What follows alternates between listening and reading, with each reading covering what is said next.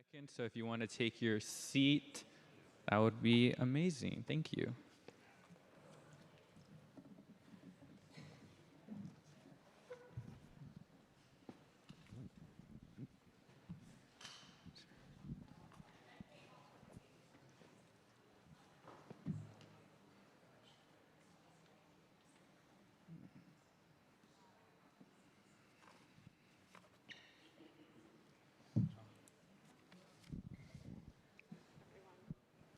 Okay, again, good evening, everyone. I'm going to call this meeting to order now. My name is Jorge Sanchez Bautista, and I'm one of the co-chairs of the Portland Committee on Community Engaged Policing, or in other words, PCCEP. It's amazing to see so many people here tonight. We are so grateful for the opportunity to host you.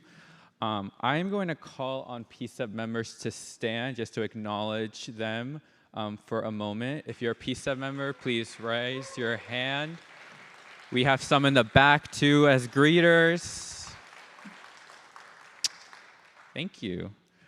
As a recent graduate of the Portland Public School System and a young leader passionate about social justice, I'm so excited to have this event at Grant High School in Northeast Portland. I see two of my counselors here, Council President Pernell Guinea and Councilor Canal, and Councilor Ryan, too. Apologies, I didn't see you back there. We planned this event to bring community voices together and city leadership to reflect on how public safety and policing have impacted this last year and what the future looks like. Before we begin, I want to acknowledge something important. We know that most of you are here tonight because you want answers and accountability on issues you are most passionate about.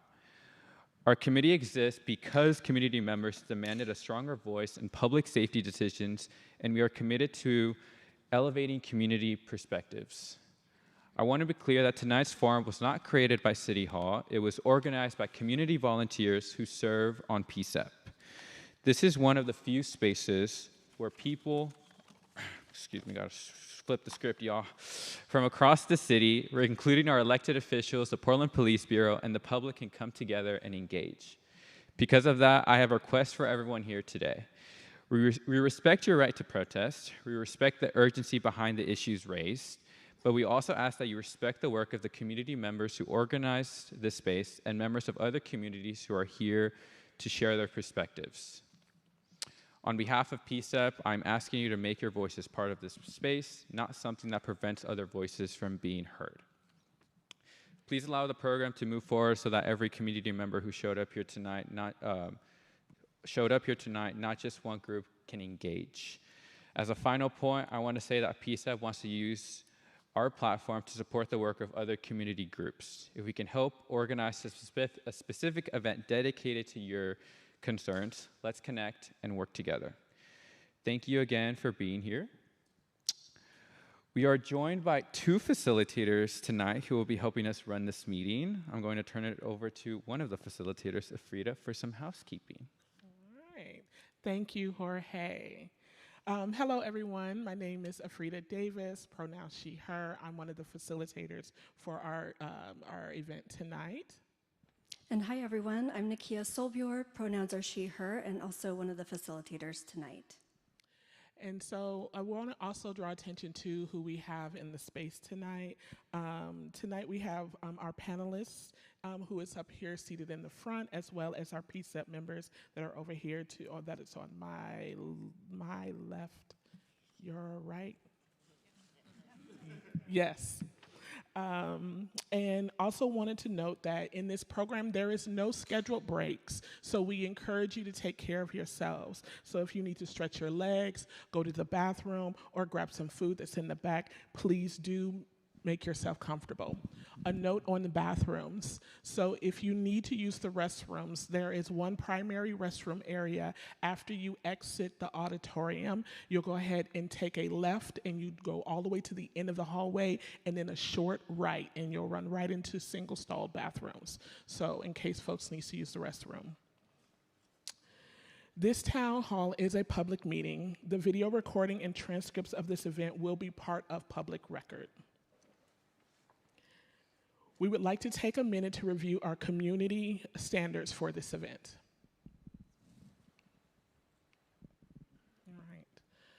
So we ask that participants of this event to be respectful to other attendees, panelists, and event staff in your word choice and avoid harmful and disruptive comments. This includes comments that are considered likely to disrupt the event program and prevent others from participating, considered likely to disrupt, provoke, or attack others, racist, sexist, homophobic, sexually explicit, abusive, or otherwise harmful language, hate speech, harassment, or doxing in any form. Respect town hall event staff and their responsibility to uphold these guidelines, and attendees who violate these standards may be removed. Next, here is a look at our agenda for this evening, which you will also find in your programs. The first half will feature Mayor Wilson, and the second half will feature our city leadership panel. Each part will have different kinds of community agreements, engagements from our attendees. And the last bit of housekeeping. As you arrived, you should have picked up a note card. If you didn't get one, you can raise your hand and a PCCEP member will bring you one. Please use these note cards to write down questions for Mayor Wilson. PCCEP members will be walking the aisles to start collecting those over the next 5 minutes or so. PCCEP chose to collect questions this way because we know that there are a lot of different perspectives here tonight. With limited time for the mayor to answer questions, PCCEP wants to present as many of those perspectives as possible. They will be reviewing all submissions and selecting the most common questions to ask the mayor. So again, please start to turn those in if you haven't already, or raise your hand to get a card to you to write your question down. Back to you, Jorge. Thank you, Afrida and Akia, for that. So, going to touch a little again on the event purpose for tonight. As you know, Portland is finishing up our first year of a new form of government. A lot of exciting things have occurred. The role of the mayor has changed, the city council has changed, and how things are operationalized has changed as well. We wanted to convene our city leaders and community together to talk about how public safety and policing has been affected by all of their changes, talk about what we've learned and what we see in the future. Next slide. As I've stated, PCCEP is hosting this event. The event was entirely planned by us, a group of community members with assistance of staff, of course, for those who don't know. PCCEP, or the Portland Committee on Community Engaged Policing, is a committee of 13 community members who are independent from the Portland Police Bureau. We make recommendations on public safety policy, budget, engagement, and the broader relationship between PPB and the public. PCCEP is positioned to look at the systemic issues, root causes, and community expectations. We were created as one of the remedies under the DOJ, Department of Justice Settlement Agreement in 2012. PCCEP has been around for over 10 years, almost half of my life. For those that don't know, I'm 19, in some form or another. But as you can see, our existence is predated by community organizing following a string of officer-involved shootings of people in mental health crisis and communities of color. We stand on a long line of community work towards police justice in Portland. We are all about community engagement and connecting leadership to the public and making sure that the public will always have a seat at the table in this work. I'll now pass it over to my partner, my partner in crime, Co-Chair Conrad, to give a summary of what PCCEP heard from the community this year. Thank you, Jorge. And for the record, there have been no crimes. So good evening, everyone. My name is Conrad Hyun-Hewlin. I'm speaking on behalf of the full committee of the Portland Committee on Community Engaged Policing as one of the co-chairs. You've just seen an overview from Jorge tonight about why we're here and some of the broader history that shaped the creation of the committee. We're just going to spend a few quick moments, I promise we'll get to the good stuff, naming what PCCEP has heard from Portlanders over the last year, which is the foundation for this conversation. This past year, one of the absolute clearest themes has been a concern that PCCEP has worked on from the very beginning: crisis response and public safety, especially for the most vulnerable members in our community. Last June, Mr. Damon Lamar Johnson died in PPB custody while experiencing a mental health crisis. His death has impacted our broader community and renewed urgent questions about how PPB policies around crisis response, alternatives to armed response, the gaps in our first responder system, and police accountability. Portlanders continue to show strong support for alternative response programs like Portland Street Response. Many, we've heard and have seen, see these services as essential for reaching people safely, and they want to see these resources strengthened and stabilized as part of a coordinated public safety system. We've additionally heard strong expectations around accountability and the city's role in protecting civil rights. That includes not only accountability within PPB through the upcoming Community Board for Police Accountability, but also when it comes to interactions with federal practices, including the ICE activity and the federal presence at protests. Community members have clearly and presently expressed appreciation when the city has pushed back against harmful federal policies. It is a loud and clear message that Portland must continue and deepen that stance.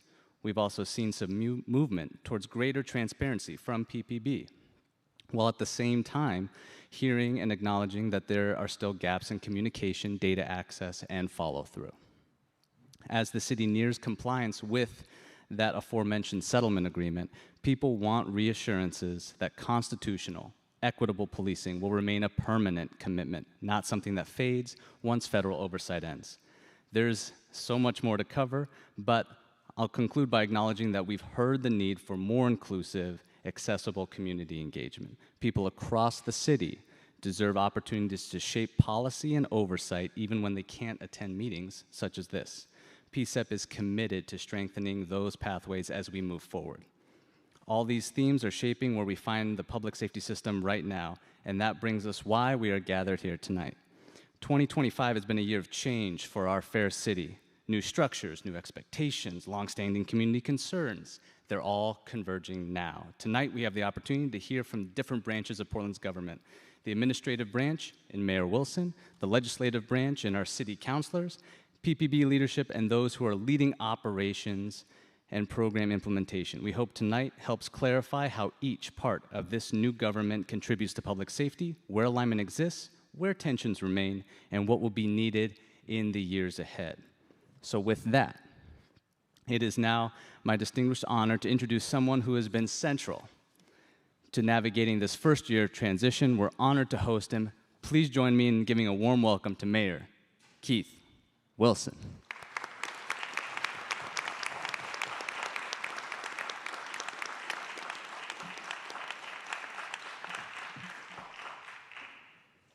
Good evening, everybody. What a lovely high school. Isn't this beautiful? Having grown up, and like Jorge, I'm a product of the PPS system, product of Roosevelt High School. So we got to throw down versus Grant right here. I graduated or a classmate with Dan Ryan, so it's always fun to see a counselor, and we sit in at the same office, and it's just a pleasure to know that it's a really close-knit family we're here to really talk about. I want to just first of all say thank you to my co-workers, a lot of my team workers who've come to join the counselors. Really appreciate your time. I see an awful lot of our public safety support system here as well, so thank you for coming out and hearing from us. This is an important conversation, and it's a conversation that I'm quickly catching up on, and it's a serious conversation. We have an awful lot of work to do, but I also want to talk about some of the improvements and the progress we're making as a city. This is a conversation where we ask hard questions, and it's a conversation where we own past mistakes, and it's a conversation where we hold ourselves to high professional standards. I come to this conversation from a place of deep conviction, but also deep gratitude and optimism for those who serve Portland, both as first responders and community members like you that are here on a cold, rainy night. Let me take you back to September. A 911 call comes in. PPB responds to the Ross Island Bridge. A woman stands on the ledge. She says she's ready to jump. Law enforcement, first responders divert traffic. They shut down the bridge. They coordinate with fire and rescue. They assess the scene and they listen to the woman. They realize the sirens and the fireboats are distressing her. They learn she knows and trusts Portland Street Response, so PPB requests a PSR team to co-respond. PSR mental health crisis responders Marquis and Wendy arrive on the scene. Are either of those ladies here? They have life-saving tools with them. They draw on their clinical training and lived experience to connect with her. They talk to the woman. They build on that existing trust. She steps away from the ledge, and PSR is able to ultimately take her safely home. I knew about that event almost the moment it ended, and we were so proud. And the emails that were pinging throughout Portland were of pride, camaraderie, collaboration, support. It was a moment where we looked at the different silos and we realized they were no longer silos, but they were a team working together to care for somebody. And it was a co-responding team. It was everything that we had been talking about creating as a city. St. John's Bridge a month later. Engine 22 responds. A different woman threatens to take her own life. Firefighters Donaldson and Hughes approach. They've had the same PPB crisis intervention training. Minute by minute, step by step, they persuade her to step back. They save her life. Let's take a look at these two stories. We see completely different responders from different public safety bureaus. Why did both situations resolve with life-saving intervention when both could have gone so badly so quickly? The answer is simple. The City of Portland is a learning organization. We're tearing down silos and coordinating better than ever. We're responding with care and coordination to people experiencing every kind of crisis. These positive outcomes are exactly what everyone in this room is working toward. And ensuring the community has a voice in this work, as PCCEP has done, has been vital to our continued growth. Together, we are creating a community health and safety system where we learn from one another, where we're committed to working together shoulder to shoulder. That means coordination and collaboration to get the right resource to the right call at the right time. We're in the business of creating better outcomes. Look at what our Portland Police's new dialogue officers now have achieved. We've had the largest protests in Portland's history in the midst of intense national controversy and federal harm in our community, but those protests have also been the most peaceful and purposeful in our history, and the nation has heard our voice. That doesn't happen by accident. That's the direct result of years of investment in constitutional policing, crowd science, training, dialogue officers, and an unwavering commitment to supporting the community. I had the great pleasure of being at a conference with 300 world mayors. Uniformly and with one voice, they kept coming up to me and just saying how proud they were of Portland. While I accepted those compliments on your behalf, the truth is, it was the community. It was the way we showed up to protest. It was the way we worked together, not to do force on force, but to win in the court of law. And in the court of public opinion, we pushed back on an antagonistic federal government, and we've won, and we continue to win. We cannot stop, but we are winning the day because of the way the city has shown up.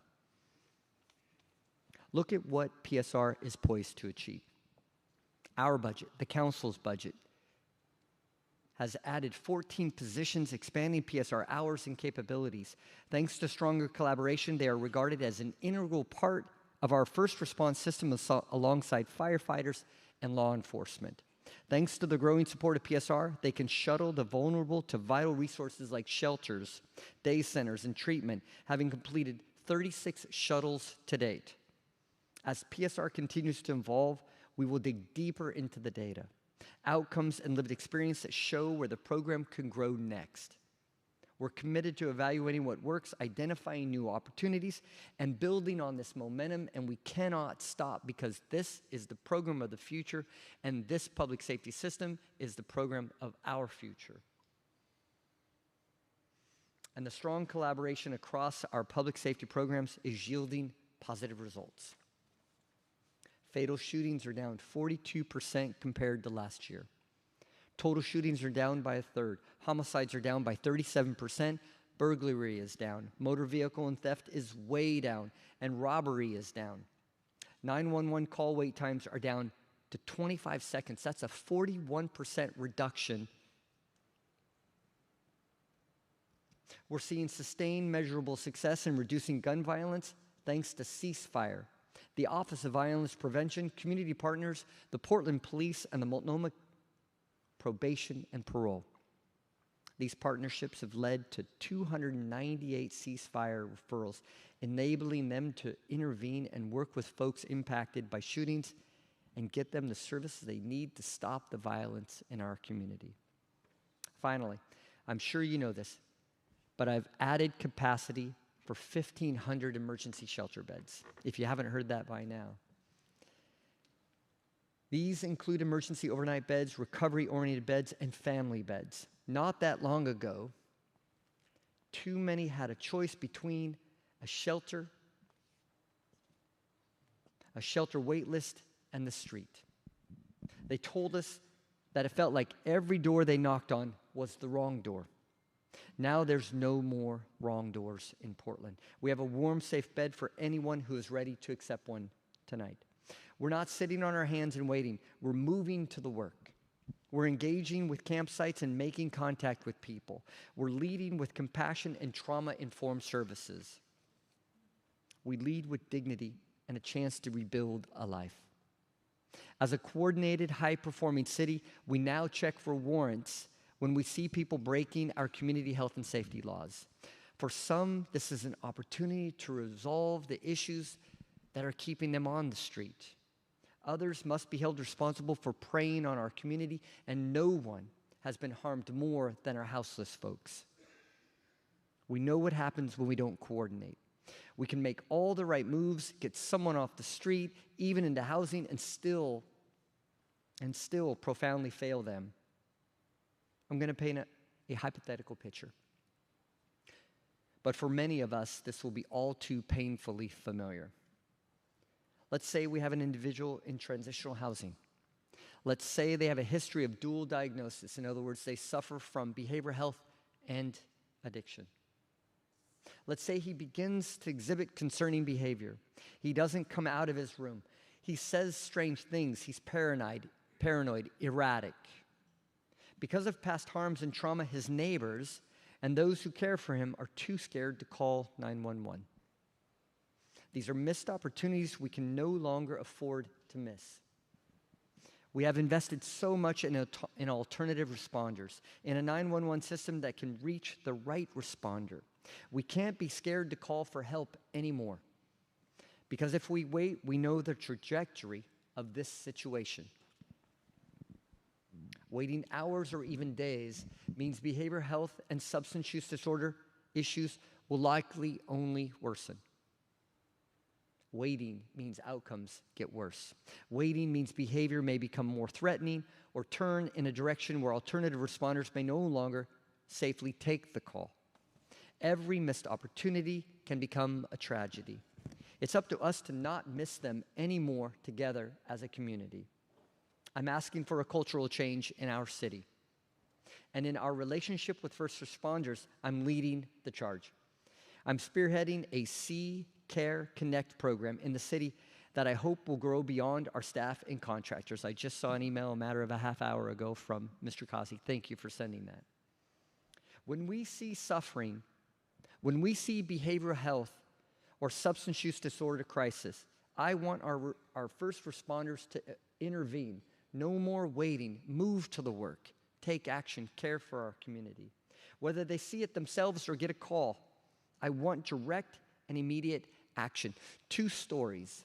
Last Friday night, I'm leaving work. It's late Friday night, and I see somebody on the side of the street, and I pull over, I put on my flashers, and I immediately rush to them to provide care. They're laying in a sleeping bag across the sidewalk. I asked him if I can help. Barely audible, he said no. I said, is there something I can do? There's a day center, there's a night shelter. I can provide help. He said no. I called 503-823-PSR3. It's a new phone number that Ms. Howard set up because you as a community member, you now have the care, the resources to help our community.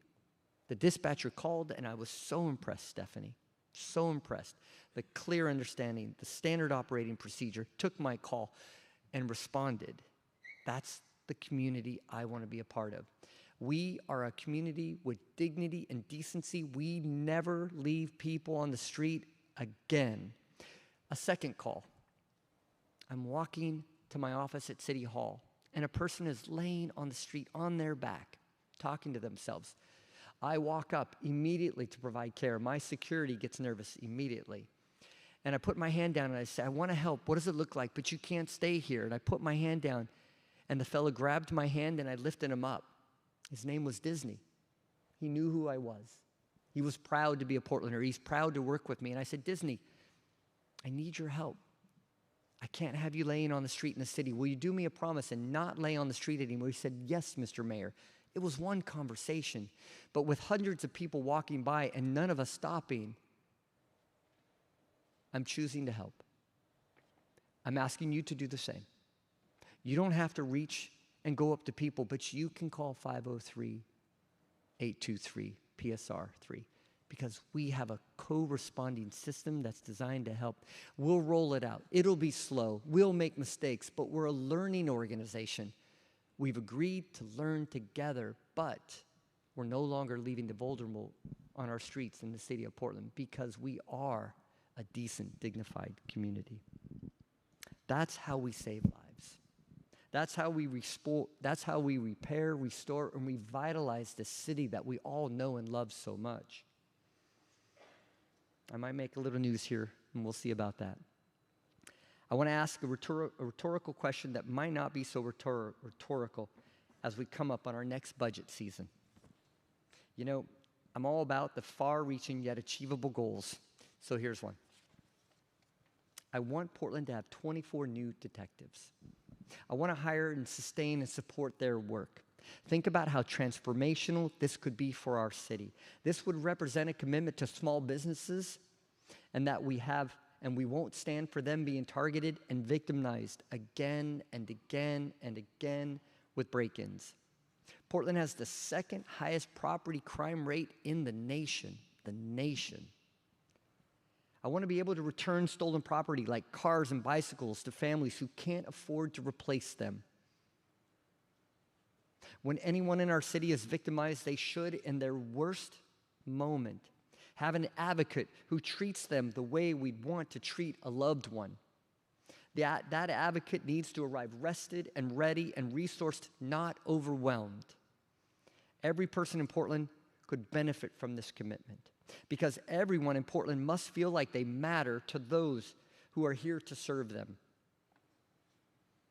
We all know we have a lot of work to do. We certainly have our work cut out for us. A public health and safety system that is accessible, equitable, and effective doesn't just happen by accident. Tonight is a chance for us to celebrate what we've built. Tonight is a chance for us to talk about the future of our city. When I look around this room, I see resolve and I feel hope. And I know you're here because you care about the Portland that I love. Our city is writing a new chapter. And thank you for being a part of that important next chapter and the story that we're all writing together.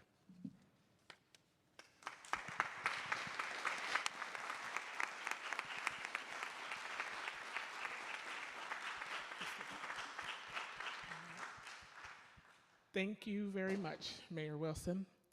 At this time, PCCEP members are going to ask questions on behalf of the questions community members have submitted via note cards. They are selected based on the themes that appeared most frequently. I'm going to pass the first question to Kip.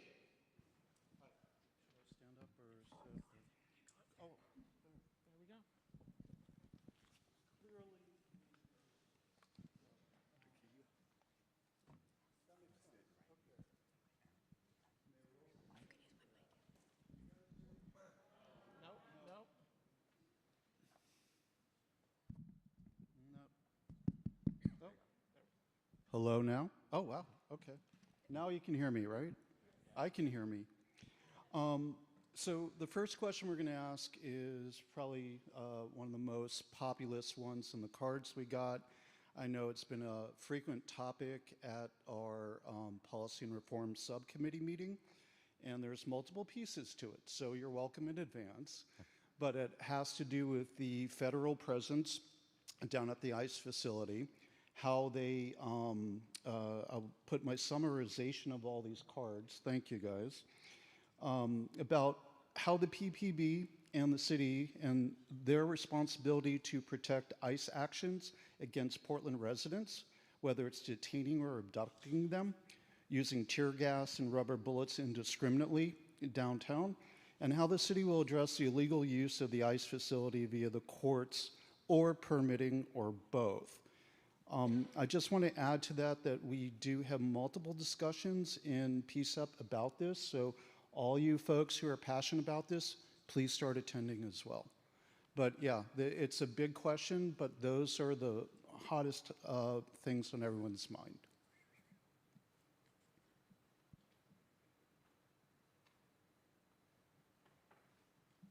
Kip, thank you, and thank you for your participation on PCCEP. I got that right, yes? Yes. Okay, great, thank you. Thank you. Yes, it's an important topic, and it's not a topic that we take lightly. In the morning, 7:30 in the morning, I have an executive policy group on Mondays now, but it was 7 days a week. As we field what's going on, there's a tremendous amount of fear and chaos in our community, and we're feeling it as well. I mean, it has been an incredible and difficult time these last many months as we have a hostile federal government. That's something we're not used to, nor would we expect, nor did any of us take this job thinking that we would have to address this. But we've set up systems to address it. Certainly the inauguration was the first of our concerns. Then in June, we had the protest after the King's March, a peaceful protest. The federal government has and continues to be antagonistic, something we would never expect. One of the things that we've done at the ICE facility was the way we approach it. We learned from 2020. We learned about crowd science. We learned how we were going to show up for Portlanders, but we weren't going to stand and protect the FBS officers and be the tip of the spear to our community members. What we chose to do is we're very selective. If we see criminal activity and have probable cause, we've been going in and reducing and removing that individual and taking the temperature down and de-escalating. However, the federal government, as we've seen, has been antagonistic.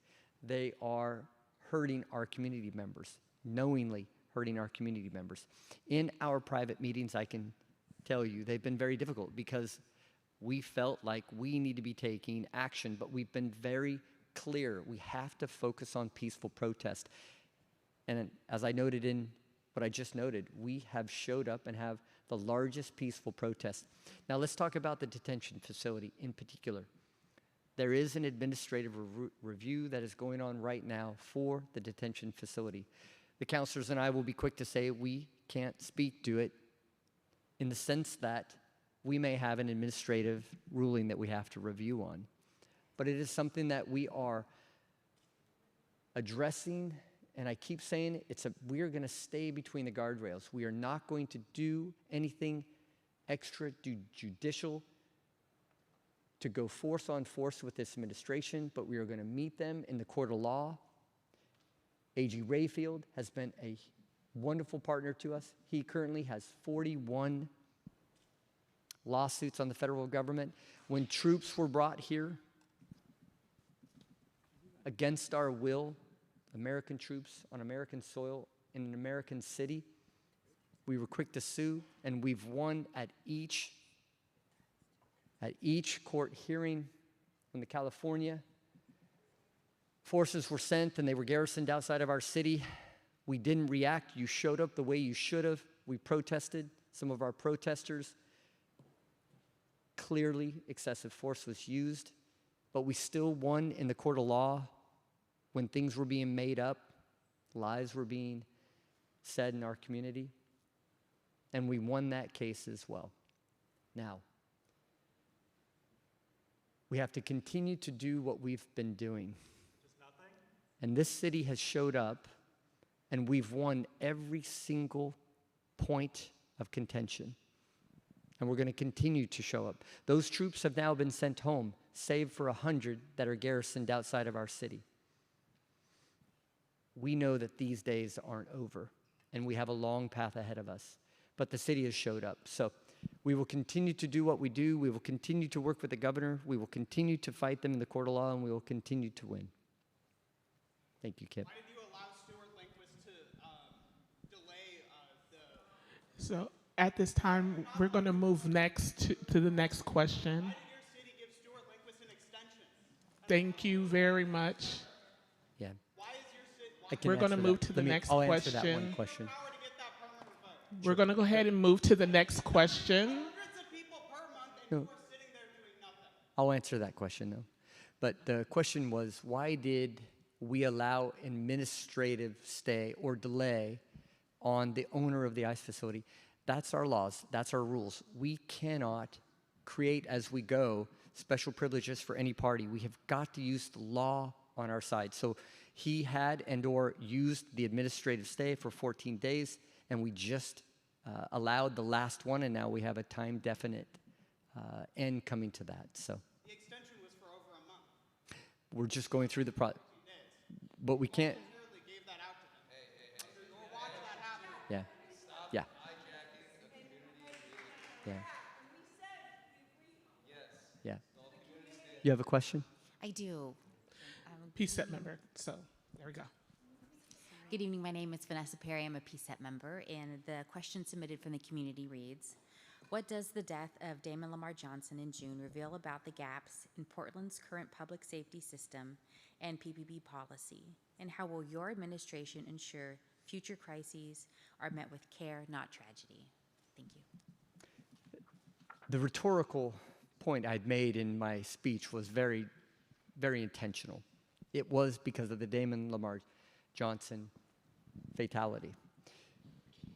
Being involved in that from the very beginning until now, having seen the initial video and seeing how that had unfolded, is very frustrating because it's everything that we've built PSR to do for us.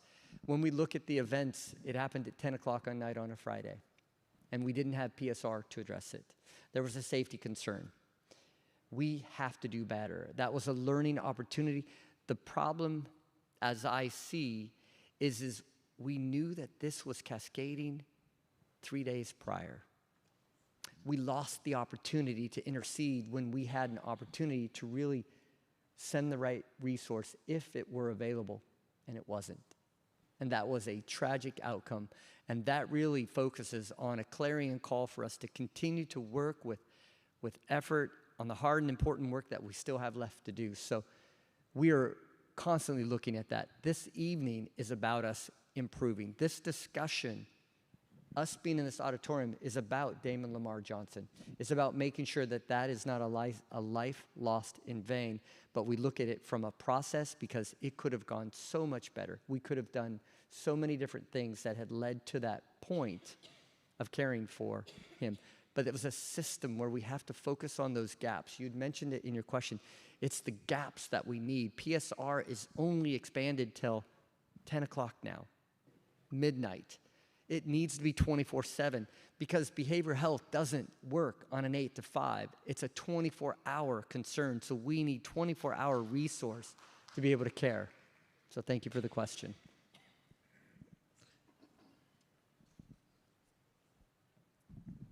Good evening. My name is Fasika. I'm part of the PCCEP member. I'm going to be reading the third question of the night.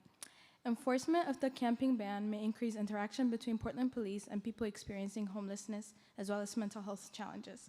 How will you ensure these increased interactions are handled safely and constitutionally given the history that led to the settlement agreement?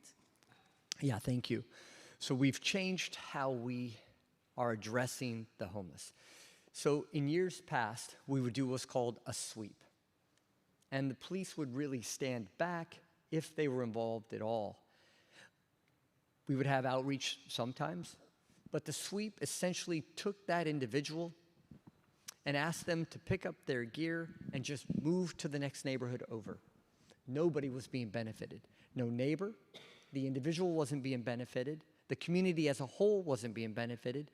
So what we've changed this year, and in January, February, immediately stopped the process of arresting, citations, or those processes. As we refine the system, as of November 1st, I really want to address it on November 1st to today because we've changed it completely. We are now doing what's called camp removals.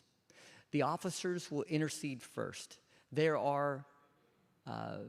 co-respond with outreach and people with lived experience on the camp removals.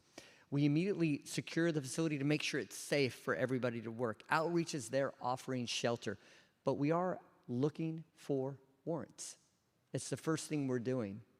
The thing that really surprised us was that first week that we switched this is that a third of those individuals in the encampments were arrested for warrants. A third accepted shelter. It was the most acceptance of shelters we've ever had in a week. And a third or so were offered warnings, and a few were given citations. We certainly know we can't arrest our way out of homelessness, and if you are unhoused, we will not arrest you for being unhoused. But if you're hiding in plain sight, sex offenders, forgery, theft, property crime, guns, drugs, drug dealing, drug use, those are some of the warrants that we arrested in that first week. I was surprised. I had met with the judges, I met with the sheriff, the chief, our staff, our attorneys, and I told them we're starting this. Let's start interceding on the street. And I told everybody we only expect a few. We had no idea it was going to be such a profound first week. But you have to look at the positives in that as well. With outreach co-responding with police, a third of those individuals accepted shelter. That's a positive outcome for our community. And we're continuing to have those same sort of positive outcomes today. We will always focus on constitutional rights. We will not go beyond that. But we're also recognizing that those individuals oftentimes were preying on our community members. Oftentimes the worst people who were being preyed upon were the unhoused. And so we've flipped that sort of approach where officers weren't approaching or were being held back, and it is a co-response model that is really designed to help caring for everybody, both the unhoused and the housed.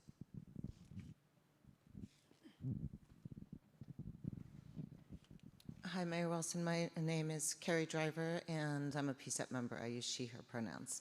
Nice to see you. Quite a few people were asking about crime and crime reduction and response time. So our summary question is, what concrete steps are being taken to reduce violent crimes and improve 911 and police response time across the city? Yeah, that has been, when I ran last year, there wasn't a conversation I didn't talk about our response times. I'm somebody that's really focuses on data informed. It's what I've used my whole life about metrics. I'm very clear on outcomes. I set goals and then I hold people accountable to the goals. But I also know if we're not hitting them, it's often my fault because I set too aggressive of a goal. So it's very hard being a high-performing organization. You have to take responsibility. Our response times when we took over our administration and with the council, 24 minutes for somebody to arrive in a priority call. That's the average. Your worst moment. And we had a police department so understaffed, so overwhelmed, so tired, it took them 24 minutes. I'm happy to say just today, the chief had told me it was 17 minutes last week. When we saw the protests and the extreme time that our officers had to use, it was beyond 24 minutes. We've done such a great job at manning the protests right now and bringing the times down at 17 minutes. That's the focus we have to have. But I can't create manpower. And my concern for our Portland police officers is their safety. As the leader of our city, my focus, my foremost goal, my foremost priority is the safety of my coworkers. Because if they're not safe, if they're not rested and ready, then they can't help you in your community be safe. I have some officers that are working 80 hours a week for 52 weeks. That drops my chin. No safe operation can work their staff that much. We're asking for burnout. We're asking for somebody who has to make a split-second decision that has a life-saving implication that may be tired. And so we've committed to continue to focus on staffing the Portland Police Bureau, to use technology when we can, to focus on efficiencies. And there's only so much you can do for data. You still need boots on the ground helping to care for our community members. So just trust, it is something I see every week. I know the numbers, I know where we're going, and I have a complete commitment from our Portland Police Bureau, from Portland Street Response, from Bob Kazi, our service area manager. We are all working because co-response has to be the solution. It cannot just be a one resource to turn that. But 6-7 years ago, we were at 8 minutes. So do you see we have the opportunity? But I also know that with thousands of people living unsheltered on the street and knowing that the police and the fire spend so much time responding to those individuals in need, if we can address that and remove that 30% of their time that's being spent on that, then they can start responding to you in your worst time of need. We're on it. It's going to be a lot of work, but it's hard and important work that we continue to make improvements towards. All right. Mayor Wilson, thank you so much. We have 2 more questions for you. I'll be fast. I see it's after 7, so. You know what? You said it yourself. I was going to try to say a very eloquent way that we need to shorten it a little bit, but you did it. You got it. You got it. So now we'll have our 5th question from the PCCEP members. Hi, I'm Pastor Robin Weisner, and Mayor,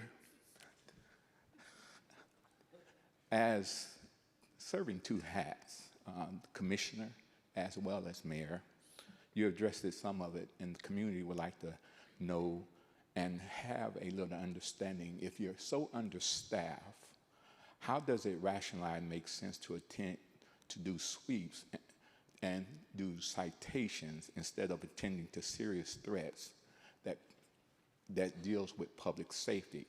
And how does enforcing the camp ban and citation then make sense if it's so understaffed? Community would like to hear a response from you. Yeah. That's a good question. So the citations are part of the process. We tried to use warnings, but the warnings we found took about 30 days before they hit the system.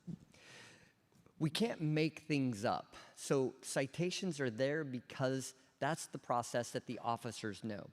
We have to stay in our lane on how we do it. The good thing is over the last month, I don't even know if we've had 24 citations.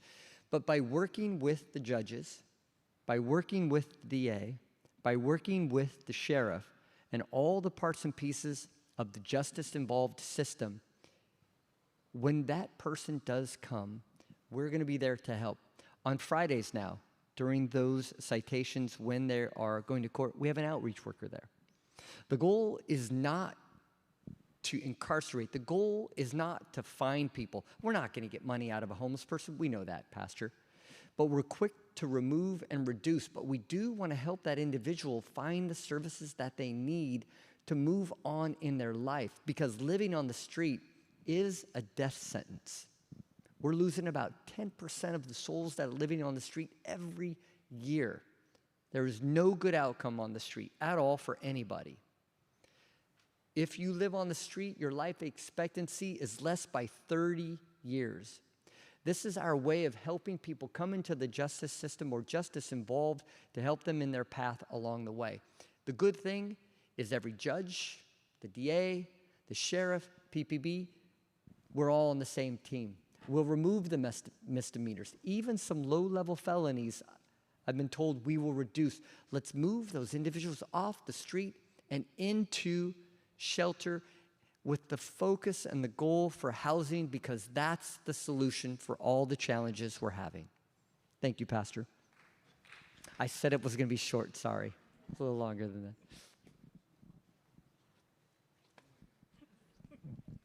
I'm Mayor Wilson again. One of the community questions that was really oriented was about the Community-Based Police Accountability Board, the CBPA. The question on when do you expect it to be stood up, and how do you view its role and importance in the city's broader public safety strategy as it's going in the process of being fully set up? You know, I really wanted to provide some information, so instead of ad hoc, the CBPA members have been working through the required training listed in the code right now. They're currently undergoing background checks and eligibility checks and doing ride-along. So we're moving the system forward. We're not pausing. We should have our first board meeting in early 2026.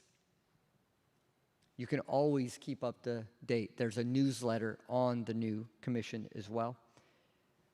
The news has been sparse in the last 2 months, but I assure you, we've been moving forward, and we're going to get this up and running just as soon as we practically can to make sure that this is going to be evergreen and it's built strong for the future. So thank you, Jorge. Thank you very much, Mayor Wilson. We really appreciate you taking the time to come out and Thank you all answer for these coming. questions. Appreciate it.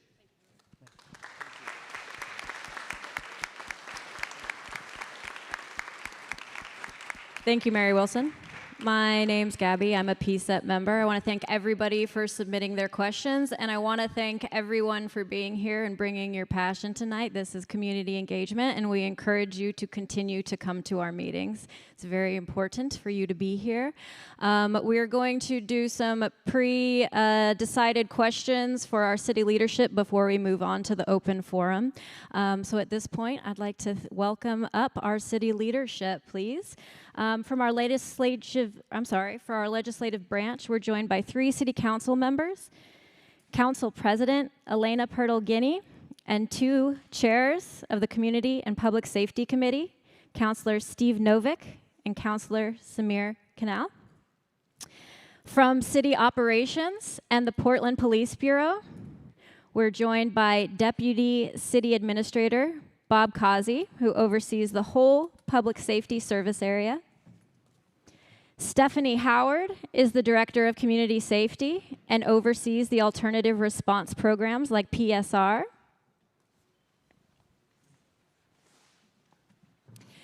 And from PPB, we are joined by Deputy Chief Chris Jovic. So we have convened this panel because public safety issues are multifaceted, and we know that policy making to implementation and everything in between, different parts of our system have different powers and responsibilities, and we want to give the public an opportunity to engage with all of these different parts. So we have pre-chosen questions. We're going to ask you to answer them in order, please. So by way of introduction, here's question number 1. We have invited each of you because you play an important but different role in leading public safety under our new form of government. So can you briefly explain your role, how it intersects with other parts of the system, and how community input informs your priorities? Thank you. Thank you so much, and thank you to the PCCEP committee for hosting this forum tonight. It's really important to make sure that we bring all of these voices together, and I appreciate you making sure this could happen. My name is Ilana Pirtle-Guinea. I'm our council president, and my role in many ways is making sure that my colleagues can be successful. And as council president, I get to do the work of making sure we get timely updates from both the executive branch, the mayor, and the administration to all councilors. I work with my colleagues to make sure that critical issues are coming before council And most importantly, I try to do everything I can to empower our committee chairs. We established policy committees and created chairs and co-chairs of those committees to take on the work of making sure we could shepherd agendas through each of the committees to the full council and really do that important work of community outreach, hearing all of the sides of an issue in committee where there's time to go more in depth. So I try to work with my colleagues who are here today to make sure that those issues, when they get to council, are aired in a timely fashion and we can move forward the most pressing pieces. We've also had a few pieces in the public safety area that have come directly to council because they have either had a necessary timeliness or a necessary level of input where we thought it was important to bring them directly to the full council first, and I've worked with my colleagues to make sure that we could identify those issues and get them before the full council.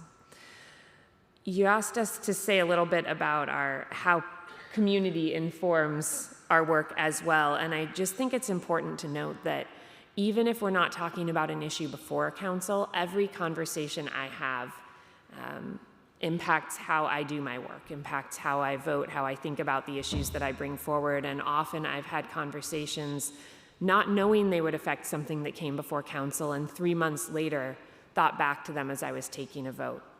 It's one of the reasons that I not only work with my staff to make sure that I have regular town halls and outreach opportunities that we put on, but that we also go to places where people are that might not show up. It's important to be in rooms like this. It's important to be in the forums that we host, but it's also important to go to the places that people go who don't take the time to show up, because we need to hear from them as well. And that's why I'm really proud that our district collectively has gone to farmers markets, has gone to community events. I've had staff go to back to school nights to try to talk to people who aren't intentionally engaging with us and find out what they need from the city as well. I'm not a good counselor if I don't hear from all of you. Mr. Novick? I co-chair the Public Safety Committee with Councilor Canal, and we use the committee to ask questions of the administration, publicly daylight the answer to those questions, to push legislation, and to provide oversight. As far as how community informs our work, I'll give you a few examples. I've heard neighborhood associations from people who live around McDaniel High School, their concern about prostitution ringing the high school, which obviously in some cases implies human trafficking, and concerns about that. We brought that up with the administration. What is there we can do about that? A community member came to me a year and a half ago and said that Portland underutilizes the red flag law, which provides for a civil process to take guns out of the hands of people who are a danger to themselves or others. We held a hearing on that, brought some national experts out, had the police force hear from those national experts, and the police have now made a commitment. They're going to improve police training in that red flag law and how it's utilized, which hopefully will save lives over time. Bike Portland the other day had an article about an incident where somebody ran a red light, badly injured a cyclist, and according to the article, the police officer that was summoned to the scene did not issue a citation because the officer thought that the person who ran the red light seemed very remorseful. So if that's true, that's a concern. If you can let people off just because we'll say, I'm really sorry, then I would think that 95% of domestic violence cases there'd be no citation. So obviously need to get into the details of that, but based on that Bike Portland article, I asked the Chief Day, can you look into this? Because it's concerning.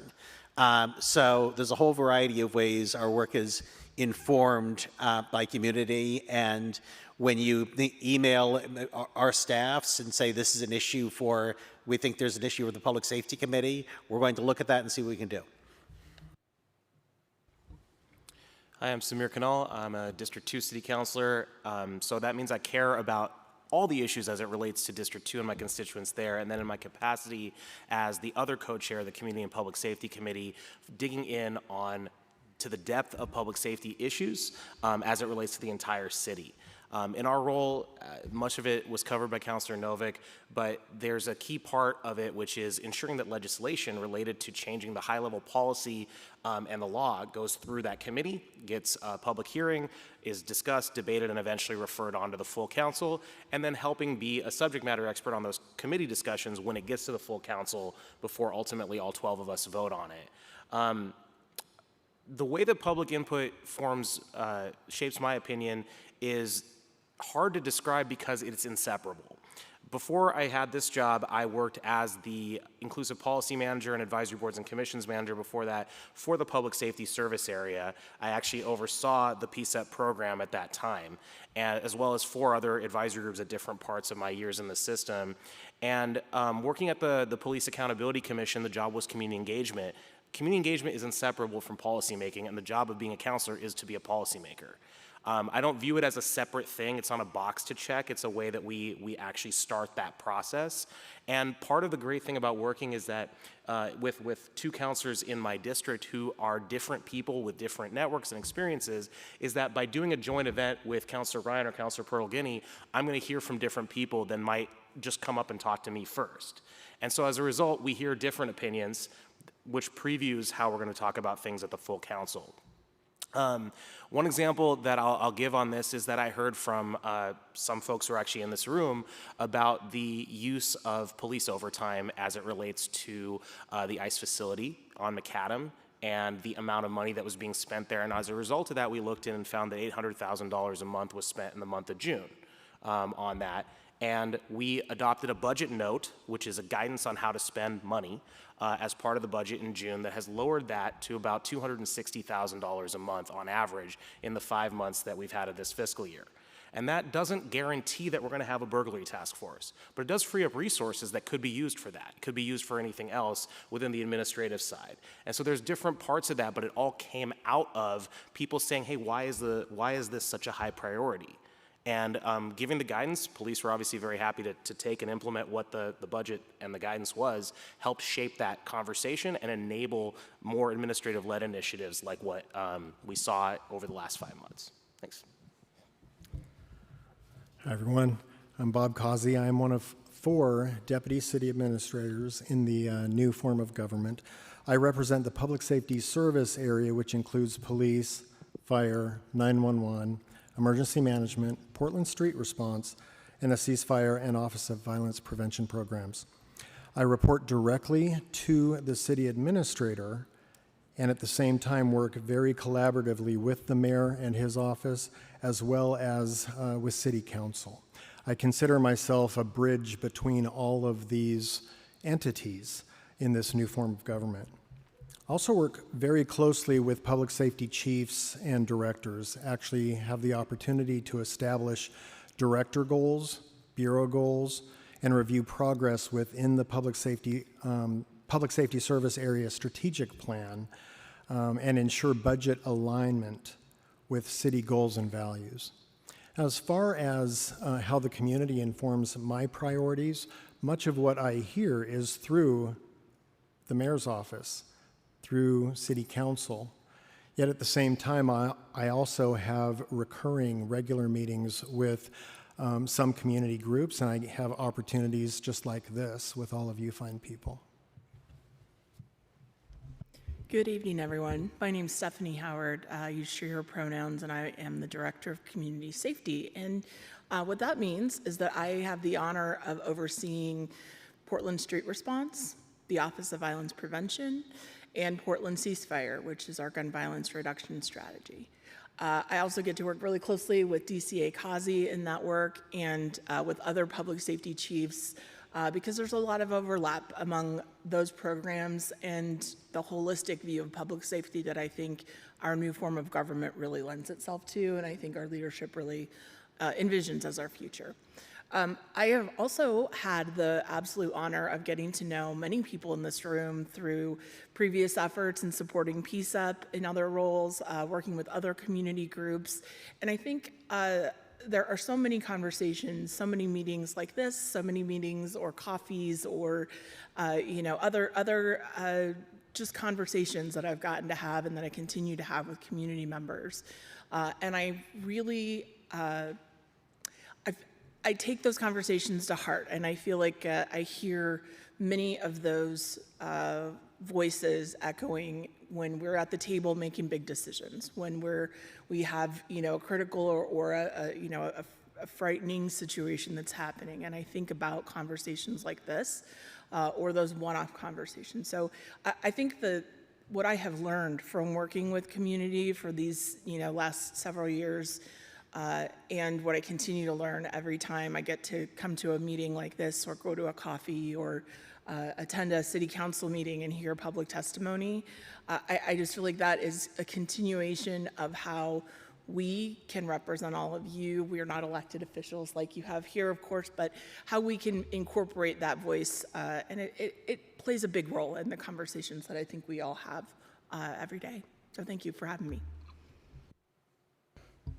Hi there, good evening everyone. Thanks for having us. My name is Chris Jovic. I'm the Deputy Chief of Police for the Police Bureau. Very simply, I oversee the day-to-day operations of the Police Bureau, whether it be patrol operations, investigations, or whatever it may be. As far as community input, we're very proud of the advisory councils that we have within the Police Bureau.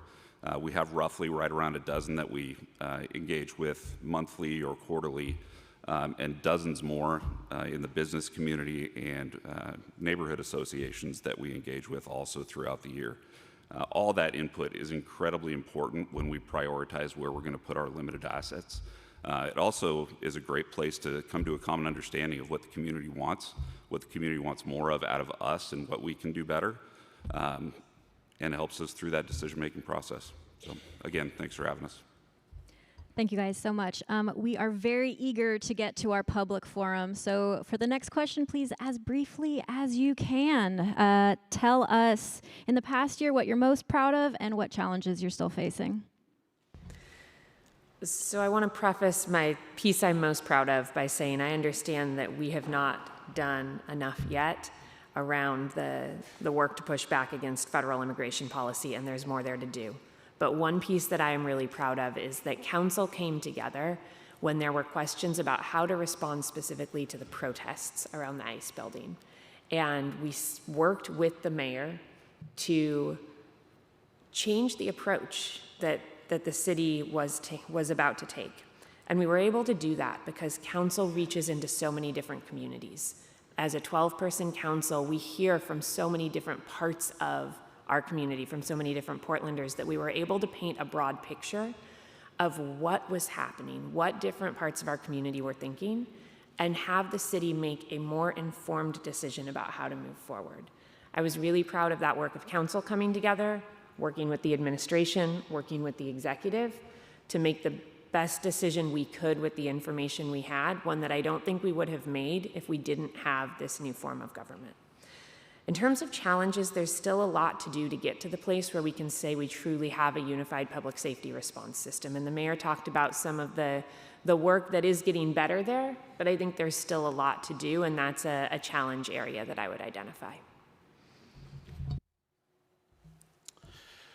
Well, I already mentioned one of the things I'm most proud of. Another one is we had a hearing of the Public Safety Committee where we asked the police to tell us how they spend their time. Look at all the calls they take, how much of their time does each type of call take? And I, frankly, as a good liberal, expected that we'd find out that 50% of their time was spent on things that have nothing to do with crime. And that turned out not to be true.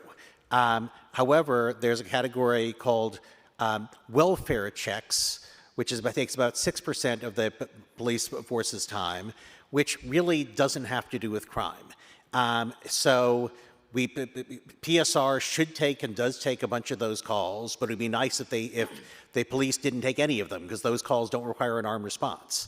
So we asked the administration to come back and tell us what progress are you going to make to ensure that either those are taken by PSR or by other unarmed first responders. They're called public safety support specialists, or PS3s.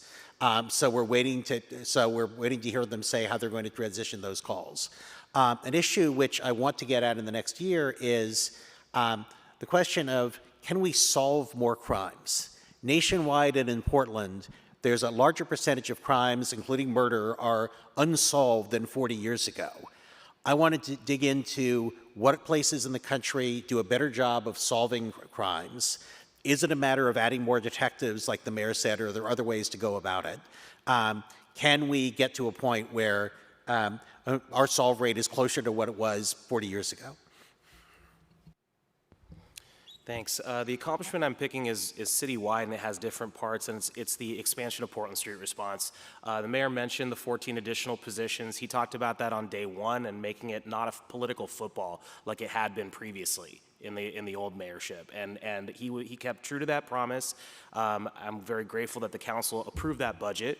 I helped consult on some of the feedback related to the administrative side's policy updates, which I'm sure we'll talk about more. And then on the council, on the legislative side, we adopted a resolution in June to support the expand and protect Portland Street Response. And that included a couple things. One is making it on the path to being a co-equal branch of our public safety response system. And to give you an idea of what that means, and to also shout these folks out, we have our fire leadership in the House, and I want to thank them for being here, and note that nobody thinks that we're diminishing, nobody thinks that we're diminishing police or fire because the other one is co-equal, right? So this is now just saying there's going to be three.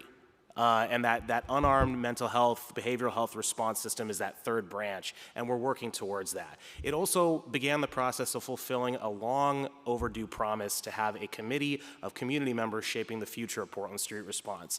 And that has been created. The nominations are going to the Public Safety Committee tomorrow at 2:30 p.m. And we'll hopefully by December 17th have a new committee appointed to actually begin that process of having the public shape Portland Street Response. There's still some work to be done, including getting a permanent manager hired after well over a year of it being vacant. But there's a lot that's been done in this, and I'm looking forward to supporting my colleagues and the mayor and getting it to 24/7, or at least authorized to go there in the next budget cycle. On the other side of it, I think the Damon Lamar Johnson call shows so much of what we need to work on. That's the biggest challenge. Yes, there's an accountability piece to that, and we'll go through those processes. There's been parts of that have already gone underway, but it highlights so many things. The first thing is that, and I agree with the chief, the police should never have been the people entering that home at all, right? Not just a PSR issue, but Project Respond at the county. And the other piece of it is not just accountability or this, but also how we meet the needs of folks in the first place so that these calls aren't necessarily happening. I live in Kenton. Damon Lamar Johnson was not my immediate neighbor, but very close to where I live. And it's something that I hear about in the not just public input in a formalized sense, but just talking to people who live near me, because we all know that he was our neighbor. And so how we work on creating a system that doesn't fail people like that and doesn't fail anybody else is really important to me as well. So I'm relatively new on the team. I've been in this role for about 6 months, but one thing I'm especially proud of is that there is a greater awareness of the silos within public safety bureaus and a concerted effort on the part of the chiefs and directors of the public safety bureaus to work collaboratively as a unified service area. Case in point is work that was recently put into an amendment that required the service area to create and execute a plan for recruitment and capacity building. $2.2 million, that's nothing to sneeze at. And we followed a process that was developed by my office to ensure equity across the entire service area rather than focus only on one bureau. We solicited project ideas and concepts and collectively rated them based on the agreed upon criteria. And now we're in the process of implementing that work now. As far as challenge for this next year, I mean, a huge challenge is the budget and the projected shortfall that we're dealing with. In this current year, many of our programs and bureaus receive one-time funding, which means it's not ongoing year after year funding, including part of the police, fire, chat, Portland Street Response, Office of Violence Prevention, and ceasefire budgets, which will only be exacerbated given the current projections. So that's what keeps me up at night. I think there are two big shout outs I wanted to use this as a moment to highlight. Number one, I am incredibly proud of the lives that have been saved from gun violence based on the efforts of our Office of Violence Prevention, our ceasefire program, our partnership with PPB, and our community-based organizations that are comprised of folks who are using their lived experience to change people's lives and save their lives. I am incredibly proud of that. Been working with that team since day one, and they are so dedicated and really, really understand that as a life or death situation every day. And we're making progress. A challenge there that I wanted to shout out is really an echo of what DCA Kazi just said, which is I am worried about budget. I am worried that progress will give people the idea that we can take our foot off the gas, because we can't. We got to keep that momentum going, or else we're going to be back there. And, you know, there are lots of needs in the city that we need to attend to, but I really, really am proud of that team, and I really worry that we're not going to be able to continue to maintain that funding. So that's one of my challenges. I do also just want to shout out Portland Street Response, because I'm incredibly proud of getting to work with that team this year. They can shuttle now. We've worked that out. They can go inside more spaces. They're, you know, strengthening their ability to respond in even more places, as you heard the mayor, and respond to more call types, like the example that the mayor gave, where they were able to be called in by their colleagues at PPB to say, you're the right person to help this person in need, and that is what we want to see. So really proud of that. And again, budget is the big challenge. Yeah, I think the thing that I'm most proud about in the new form of government is the silos that the DCA talked about. Historically, the Bureau is, you know, the Police Bureau is the largest bureau in the city, and we have kind of been left on our own, on an island. And when large-scale events come up, we're in charge of them for the whole city. Now that those silos have been broken down, we have multiple partners within the service area that can help us, and it's not like we have to try to get help. Those are our actual partners in solving these problems. So it's been a force multiplier, and it's been a pleasure to deal with. You know, incidents like you know, the federal presence, the inauguration, you know, election day. All of those things were one city approaches that went really, really smoothly with the help of the extra agent or the extra bureaus inside the service area. What we're working on, you know, this is still a new form of government, and we're still learning how to navigate through it. We have very, very intelligent council members that are very, very thirsty for information. Now we have 12 instead of 5, right? There is a tremendous amount of information and a tremendous amount of learning going on, and you know, we haven't been able to expand our output to match that. So that is definitely a challenge that we work through every day. But the city administrator's office is doing a good job keeping us caught up to the extent that they can. So I appreciate that. Okay, thank you, panelists. Thank you for your responses. We appreciate you. And we're now going to open up our mics for public comment in just a moment here. We're going to invite the public to approach the mics. We have 2 here. While you're waiting to speak, you can sit in this front row here in a queue.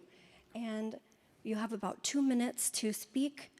Please limit the context setting. We know there might be a little contextualizing that's required or necessary, but limit that so we can get to as many questions as possible.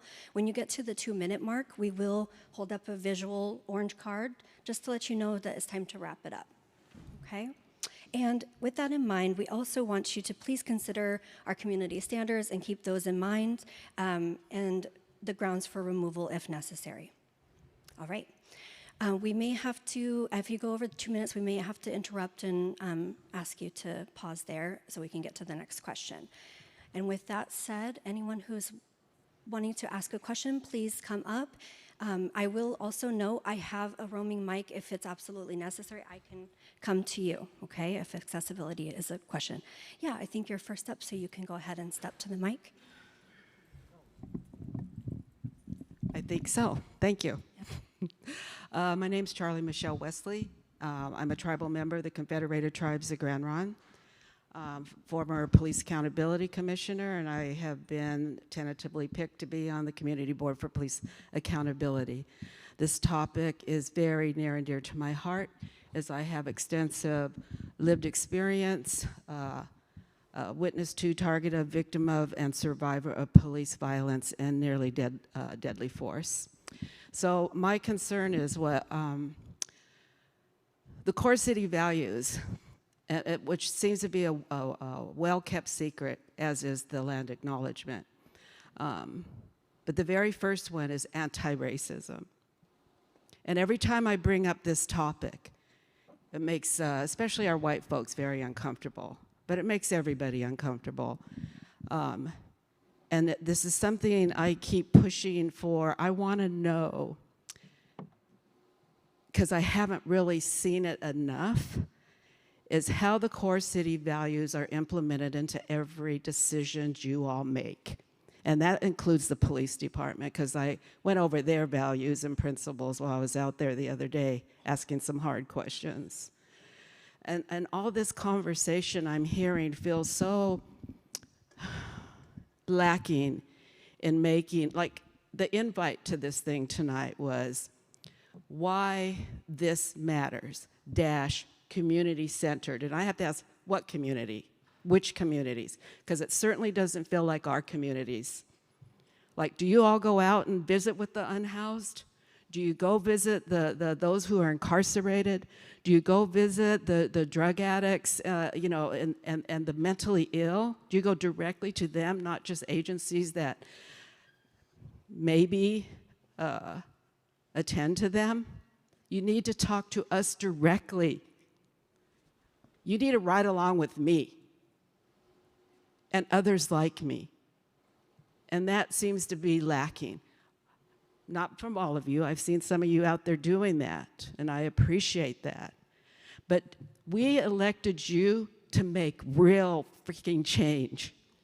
Don't let the system change you. Thank you.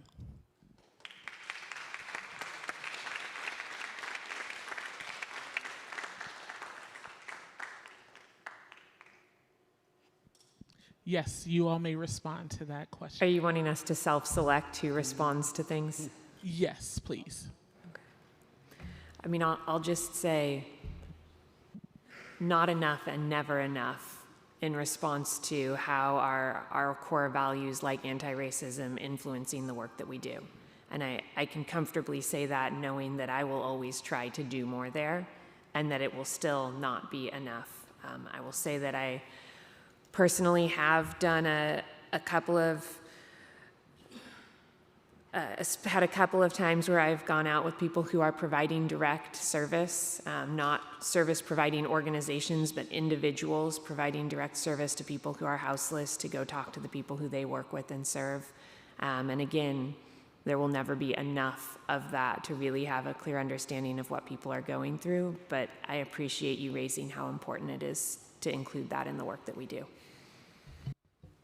Yeah, first, thanks for being here. I want to shout out that there's a bunch of other advisory group folks here too. As chair of the CRC, there's people from FITCOG, there's people from the Police Accountability Commission, so I want to recognize that. Second, if there's a thing like what the council president's talking about that you'd like me to be at, either let me know or Mac, who's from my staff, can you, yeah, and I'd be happy to show up at that the way I've been trying to come out to things like Feed the Streets or Food Not Bombs, those types of organizations to talk to people as well. I would love it if we don't, I would love to be a learning organization as a city. I think we are getting there. I would love it if our lessons were not black men in mental health crisis being killed. I would love it if that was not the cost of our learning. And I think that's where we need to recenter the core values. One thing we did at the Police Accountability Commission when I was project manager is the group came up with their own values and principles. And then when they made the decisions, before they did it, they just asked themselves, Does this potential decision meet with our values and principles? If not, let's revisit it. If so, let's decide if we want to do it or not. And I think that's a good model that I'd look at for the 6 core values of the city, because all 6 of them have been things that could get more attention. It's anti-racism, it's equity, collaboration, communication, transparency, and fiscal responsibility. And these are things that we need to be assessing ourselves on. And I could do better at that too. And I appreciate that it's being brought up. Yes. Deputy Chief, do you mind answering that too, or speaking to that? Yeah, I'll answer the first part of that. How anti-racism and how the city goals are applied to the city or to the Portland Police Bureau. And the first thing that came to mind is, well, first, anti-racism, equity, and fiscal responsibility are applied at every budget meeting that we have. We have an equity specialist that comes in and sits with the chief's executive team, and that was implemented by Chief Day. And that is to find any blind spot that we have when we're looking. You know, it's tough to say, but in this fiscal time, if we cut something, what is that impact going to be on the community, and where's that blind spot that we have, you know, that we're not seeing, that it's going to affect a community that really needs those resources, right? So maybe we don't make that cut, we trim it somewhere else. Those are the first things that came to mind, but it is implemented and it's taken very seriously. All right, can we get the next community member who would like to speak to the mic? Yeah, so the idea is that the community members queue, and in preparation to speak, you'll sit up in these front rows. It's the idea. So both mics are open to speak at. Yes. All right, we'll go with this first mic over here, and then we'll move to the second mic. Hi. My name is Heather. I'm a mother of a couple of kids in East Portland at Cherry Park Elementary. There's been lots of ICE activity at our community schools. They've been hawking around our schools, and that's the response to that is parents coming out and being in between the school and ICE. And right now we've set up our own ICE watch at our school so that we're visible to ICE as we see them, as they see us, seeing them, seeing us. So I just wonder, how do you feel about that? Because it feels almost vigilante-ish. It's getting up on that now, where there's not a lot between us and them. So right now, I've got lots of retirees that are coming to help from West Portland to come and help us in East Portland because parents don't have the time to be able to stand there. So we're getting lots of our protesters and frogs that will come and help us. But I just wonder, what do you think the long-term plan should be? Because it seems like they're not going anywhere, and they just keep coming, and we don't really know what to do as a community. All right.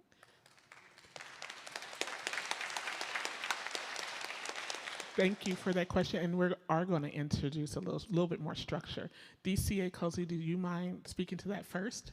Yeah, thank you. You know, as you're describing that situation, the term that comes to mind for me is heartbreaking. My heart is broken over what's happening in our country. My heart is broken over what's happening in our community. I served in the Air Force, and you know, patriotism to me is very different than I think the way it's being showed today. And when I hear those types of stories, and I hear them all the time because of the position that I'm in now, again, my heart breaks. My heart can't only break, though. And what can I do in my position about this? I'm not an elected official. I don't make policy. that I do implement policy. That's my responsibility, is based on the guidance that I receive. I mentioned earlier, I report to the city administrator. That's who tells me what to do. But what the city administrator has as his or her, since we know who the new guy is, marching orders, is based on direction that is established by city council and through the mayor's office in that cooperative agreement. So what I do about it is enforce the policy that's been established, whatever that might look like, and help our public safety bureaus navigate what that looks like. If I could, I might also just add a few of the things that I hope can bring some comfort in a time that is really frightening for a lot of us. The mayor mentioned his 7:30 a.m. Executive policy group meetings, and the folks that are in that room are at that table hearing stories like this, saying, "Okay, how can we help?" What that looks like depends, but what it has looked like in my experience with that has been working with community partners like PIRC, the Portland Immigrant Refugee Coalition, the ACLU, working with our school districts, trying to get meetings, making sure that we're sharing information as transparently and quickly as we can to empower communities to take action, while also working on the strategies that we as a government can take on, and working with council to find that direction together. Right now it has looked like lawsuits. That's, I think, the place that we're in as a country. The courts are right now the line of defense that we are having to rely on. But I think also, really at this time when people are so worried for their neighbors and so afraid for what will happen, I think the communication and the bringing of people together to make plans, to have knowledge, to be coordinated, I think that is the strength that we have in Portland that is, pretty remarkable. So that's not a here's what you can do answer, and I know that that's not very satisfying, but what I hope it is, at least, is a reassurance that is at the center of the conversations we're having, and that is absolutely what the work and the strategies that the city, in its role as a government, that's the center of those goals, and those are the people in our community that we are responsible for serving. First of all, I just wanted to say thank you for what you're doing. In this situation, one of the few things that we can do is bear witness and hope that when when ICE sees that people are watching, it might affect their behavior. I know in many cases it won't. One of the other few things we can do is, try to make sure that people have access to legal representation. Other than that, I'm afraid we mostly need to hope that this administration goes away, or that they get political pressure that causes them to change their course. And I actually think that could happen. I frankly think that the assault on immigrants has a better chance of becoming a political liability for this administration than the assault on democracy.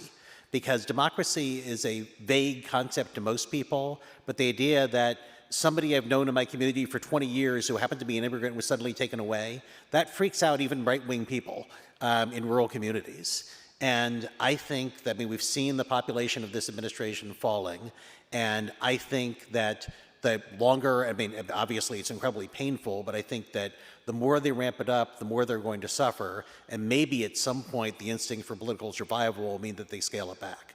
That's what I hope. All right. Thank you, Counselor. We'll go with the next question.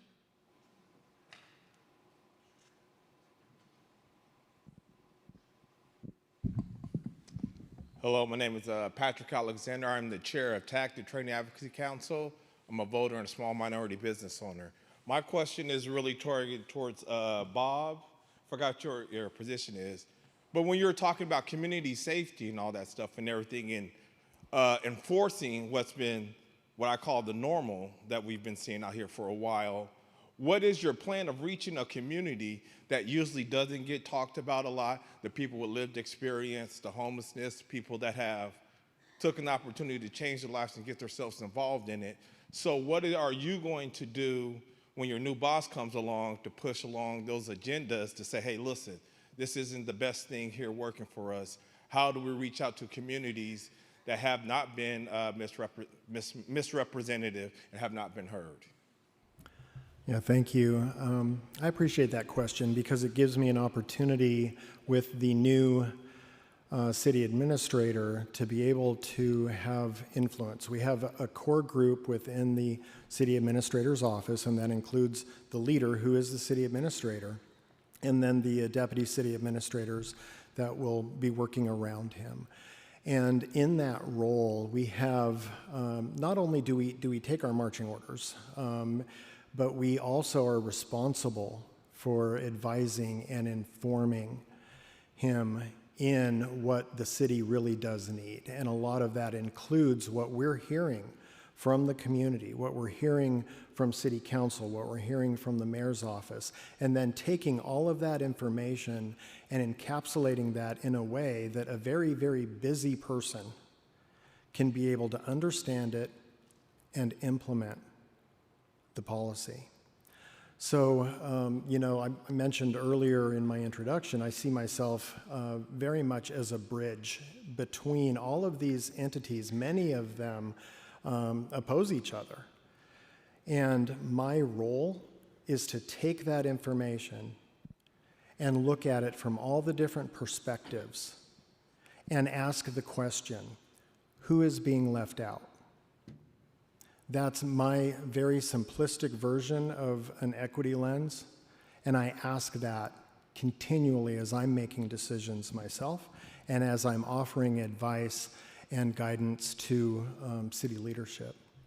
Who are we leaving out when we make this decision? Who are we leaving out when we establish this particular policy?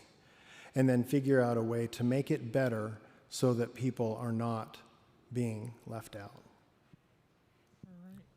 Thank you, DCA. Can we get the next question, please? Hello, my name is Lauren Armany, and I was the project lead for the recently released report, Finding Home, Lasting Housing Solutions Rooted in Lived Experience. And since Mayor Wilson brought up homelessness as a public safety issue, I wanted to bring a couple questions to you all. One of them is he mentioned that people experiencing homelessness are victims of a lot of crime, and that is very true. It is very underreported. I don't know how you'd be able to get data on that. But he also spoke of people experiencing homelessness as perpetuators of crime, and for that we do have some data. From 2016 to 2020, Melissa Lewis released in the Oregonian, and more recently in Reveal, that over half of our arrests were of people who were experiencing homelessness, and they were for low-level survival crimes, not violent crime. So I'm curious, as we pursue citing people on the streets to coerce them into shelter, what are those warrants for? Usually they are for missing a court date, right? He mentioned drugs, but why are people using drugs?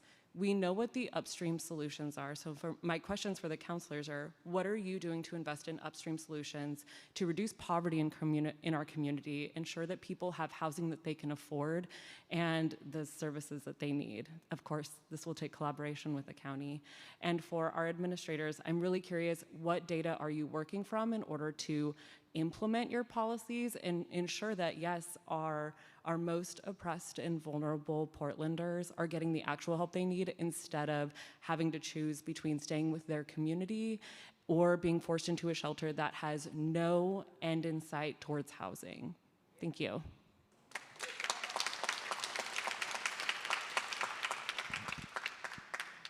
Yeah, could one of our counselors speak to this one first?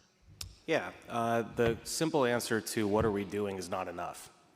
And I think that's my opinion. I think it's shared by some, but not all of my colleagues. I'll let everybody clarify.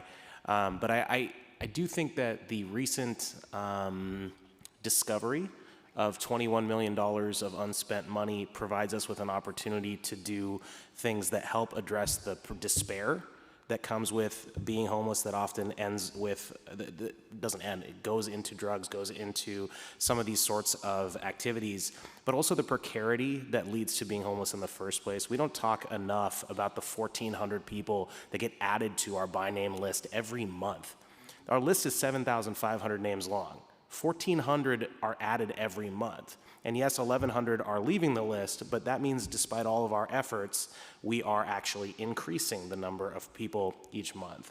And I don't think we do enough on rent assistance. I don't think we do enough on all the things that prevent the 47% of us that rent, which includes me and my colleague here, from becoming homeless in the first place. And I'd love to address that while we also obviously need to serve the folks that are there as well. With relation to the citation piece of it, I will say I did tour the Moore Street shelter. I know that I toured it because it's in our district and it was reported pretty negatively. By the time I'd gotten there, it was a little bit later. There had been a lot of improvements in that space, and I want to recognize that, and also state that that only works if there's a next step and a step after that, and at some point we don't have those steps yet. And so I want to address that both from the perspective of effectiveness, but also fiscal responsibility, because we've spent a lot of money on this problem at the city and the county over the last 4 years, and most of our statistics are trending the wrong direction. So I want to make sure we're focusing the money where it can be the most helpful, which for me is at the front end of it and the last step too.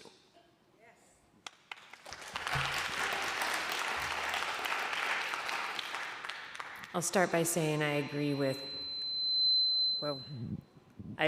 what my colleague, Councillor Knoll, just said, and not enough is right, but I want to name two tangible things because I want you all to hold us accountable for these two things. Mayor Wilson is in the process, he started today, of rolling out some ideas he has around economic development, and when he called me about it, the first thing that I said is, do we have any wage standards attached to it? Because if we want people to be able to afford to live in our community, yes, we need to address the cost of housing, but we also need to address the money they have coming in through their jobs, and we need to be ensuring that the work that we do around our economy includes the worker side of it, and making sure we have jobs that pay people enough to live in our community. So that's the first tangible thing that you need to hold us accountable to as our mayor turns some of his attention toward economic development. The second is that a few months ago, the council held a work session about what we might want to prioritize over the next couple of years in our work with the state legislature. And I think 5 of 12 council members said one of our top budget asks needs to be around behavioral health dollars. That's not a service that the city provides, and I don't think it should be. I don't want to expand our portfolio. But the fact that almost half of council said one of our top priorities needs to be asking for money for something we don't do because we know there's not enough of it in our community and we can't be successful in what we do unless we increase that funding was really powerful to me. And I am working on pulling together some of the service providers in the area with a few counselors to build a group that can really start to create an agenda for the city to have asks in that space. That's just one small driver of homelessness, but it is one that we know does drive some folks into homelessness who then have the hardest time getting out of homelessness. And we need to stop that inflow at the front end. So that's another piece that I hope you hold us accountable to over the next couple of years.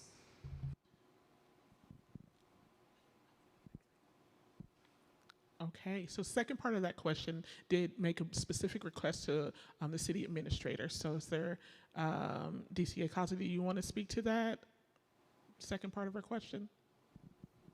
Can you repeat the second part? Yes, we can bring the mic to you.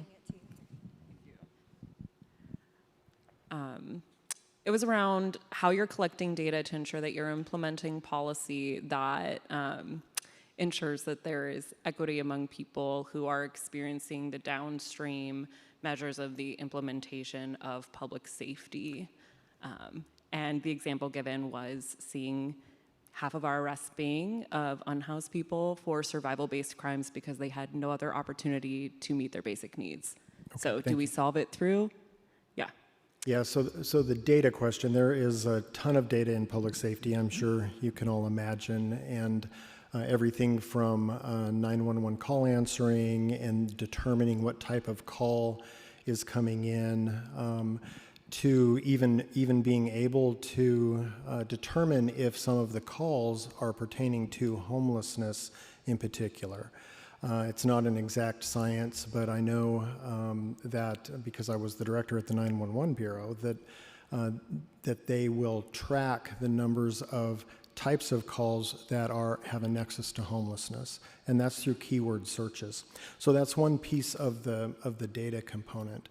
Now, a lot of I don't want to step into a different lane because a lot of what you're asking is actually handled through Portland Solutions, and Skylar Knapp, who is not here tonight, would certainly be able to follow through on a lot of the specific questions related to homeless response and how we're tracking a lot of that information. If I could, at the end of this, share my contact information with you, and I can get you in touch with Skylar, you'd be able to get your answer. I might just also jump in and say just a couple of things that are within the programs I work with, which is Portland Street Response and Portland Ceasefire. And one fact that I'm not sure everybody knows, but our rates of gun violence in Portland are nearly half constituted by people who are unhoused. And that is a new phenomenon. That is not something that has been a statistic for a long time. And there are a lot of reasons for that. It's complicated, and I think we're studying that right now. But one of the data sources that we rely on in Portland Ceasefire, while we work to identify who we can make referrals to that are, who is at the most risk of being victimized or perpetrating gun violence, we work with a national partner, the National Institute for Criminal Justice Reform, that does an analysis of our criminal justice records. We also have a data analyst in our team that is working in real time with our outreach teams, with our law enforcement partners, collecting data so that we are evolving our criteria to match what's happening in the community. And right now we're in the process of re-upping that more thorough problem analysis related to that data for our gun violence. On the Portland Street Response side, Portland Street Response has a unique relationship with the community that it serves because it's a completely voluntary program. Portland Ceasefire is too. But those relationships, the special sauce with Portland Street Response is that it's voluntary. It is that it is offering services and trying to connect with people, and that may take several times before you make that relationship. And then with those relationships, we're able to try to connect people to resources. But really, and I think you heard this from our counselors, the city is on the front line of that crisis moment. We are the ones that are tasked with responding when something's going wrong, right? We need those resources on the back end as well. And I know our counselors are advocating for that. I know the mayor is advocating for that. I know in the spaces that I'm in, many of our colleagues in public safety are advocating for that, including using the county's deflection center to greater use, making sure that there are resources to connect people to and to divert them from the criminal justice system for crimes that are not, that are more symptomatic of their circumstances than who they are, right? So I think there's a lot of work that we are all trying to do and a lot of data. And one other thing I would say is Portland Street Response, along with the various programs in Portland Solutions and the county, works with confidential information, protected health information from clients. And so there is direct relationship and information that comes from those engagements as well that help us inform how we engage with those clients and those potential clients going forward. All right, thank you. Next question, please.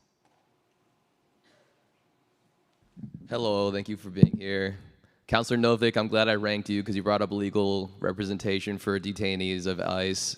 I haven't heard of that really being pursued. Are you familiar with anything the city or county or state's doing to make sure everyone detained by ICE at least has a lawyer And that's just my first question. My original staffing is a big problem for police. I thought this was more of like a police community meeting.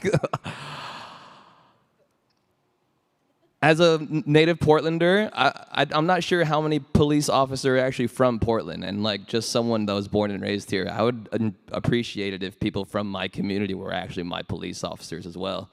And staffing is a huge issue. I think you would probably get higher number of recruits if you stopped screening for marijuana use in the past and maybe kind of chilled out with on or off duty use of cannabis. And I was just wondering what the counselor's opinion was on that, and Mr. Jovic, your opinion of like how that might affect police officers' duties. I can go first. It's actually a complete non-starter with the federal government. New Jersey does it? I don't know how. New Jersey lets their officers do it, so I know it's like a non-starter, but New Jersey does it. Well, I can tell you we're not allowed to possess firearms per the Federal Firearms Act if we use illegal substances. And so at that point, it's just a non-starter. Okay. But personally, do you think it would be? I'll let one of the counselors take that. Speaking only for myself, yeah.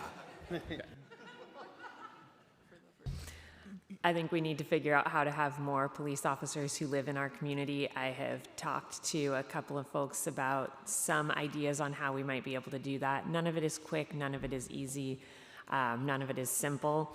I certainly would love to learn more about what New Jersey does that we don't think we can do. I don't know if that's the answer, but we certainly can't even discuss if it's the answer until we understand what they do that we think we can't do. So let's look into that.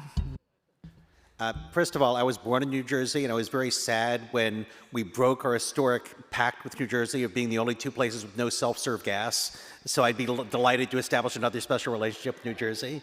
On the issue of police being from within the city of Portland, to me, I don't know that's a huge priority.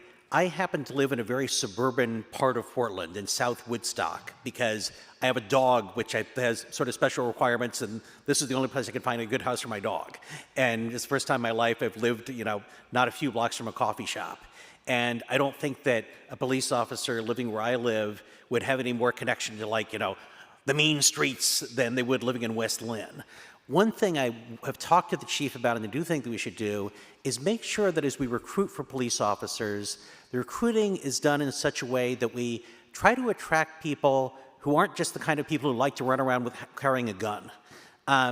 New Zealand some years ago launched a new recruiting campaign where they had these really creative videos where they showed people, cops running around, being kind of silly. Like there was one point where they were like chasing a perpetrator for a long time, and finally you see the cop saying, "Drop it," and it's a dog dropping a purse that it snatched.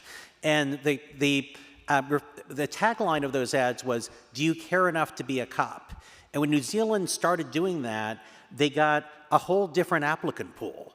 They got people who thought, okay, this is a public service job. This is not about, beating up bad guys, or at least that's only one small part of it. So I think it's more important for us to have recruiting that tries to attract people who are more representative of Portland as a whole than it is to have people who happen to live within the city limits, whatever their outlook on life is. Like if you let them smoke some weed. Like if you let them smoke weed. That's pretty emblematic of Portland culture. And I would add that if you go outside of Portland city limits to everyone else in Oregon, you do see a pretty vast difference in culture. And follow up, getting legal representation for ICE detainees, is that happening? I actually don't think that the ACLU, which we work with closely, works hard at that. I don't think that we've brought suit to get the federal government to provide assistance. We haven't done anything like that, and we also haven't put funding forward to create a pool. We did at the city work to try to connect PERC, who was trying to work with people as they were going into the ICE facility, with REACH, which is an organization with offices right across the street, so they could have a place to be to ensure that anytime somebody goes into the ICE facility, advocates who can connect them to legal counsel know who that is and can help get them legal counsel immediately. So we've done a little nibbling around the edges, but in terms of having a fund available to directly ensure that everybody can get counsel, that's not something that we've been able to do so far at the city. Well, I know that it's not solely on the city council's responsibility to do that, but just like with the extreme fervor the invasion of ICE has done and like all the national news coverage and like all the emotions, you'd think like the most obvious first step would be legal representation. And it's just like kind of disheartening that that hasn't happened at any level. Thank you.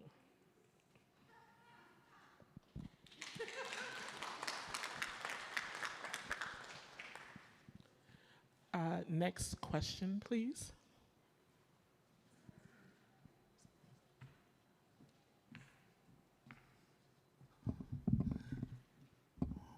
My name is Jimmy Wilson. The mayor talked a lot about standards. He talked a little bit about listening. He talked a little bit about team. He talked a little about culture changes, restoration, and all this. And I'm looking around, and I said, where's my mayor? Not to put the mayor down. No, I ain't trying to put the mayor down. But people are watching. You lead by example. And I'm watching y'all. Now, this is a new group. I've been doing community work for over 40 years. And some stuff that we presented 2 to 3 years ago, I ain't seen y'all take these actions yet. That was on the plate. Everybody got a boss. Everybody got a chain of command. We got too many bureaus that a community have to go through to get something done. Because y'all blocked. Y'all only can go so far. I'm not putting y'all down, but it's the truth. And y'all realize that. We voted for y'all to protect the community, the people. And it seemed like the track record over years and years is doing redundant. Why do people have to suffer? Why are we still waiting? He said that too. Why are we still waiting? And then you say, what do y'all need? Don't ask us what we need. I mean, what we want or whatever. He said what he wants to see happen. We saying what you need to do to make it happen. That's what we're looking for.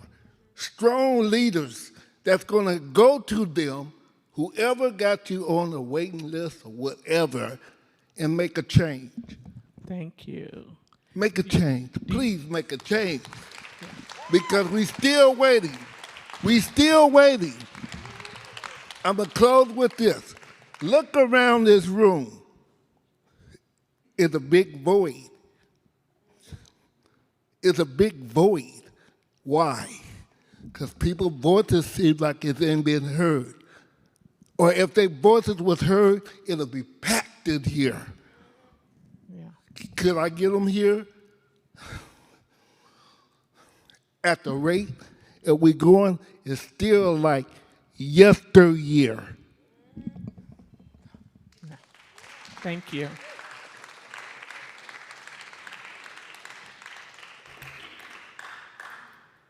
I just want to be clear, Jimmy, I know that you are one of my bosses. And when I look out in this room, I see a number of people who I know are my bosses. So I will continue to say what you need, we're here to help with. When that's navigating the bureaucracy, because there are so many bureaus, when that is hearing that there are things that were on the list that we didn't know were on the list because we came in with the wholesale change, and we need to know that that was on the list so we can make it happen. I'm there, but I also hear you that you're looking for us to have some of the answers and not just look to you for them. and we will continue to try to work through those.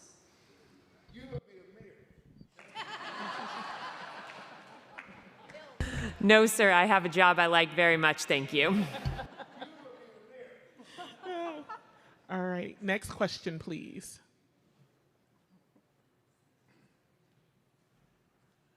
I applaud you, Jimmy, for standing today before this council. This is for the safety director from the Alliance. I don't know if Susan's still here. But the gun death, and Stephanie, the deputy director of community, the data is where that community and police or Peace Collaborative reports out death and gun reports. The question was, again, in the data, does the gun report violence and data include officer-involved shootings?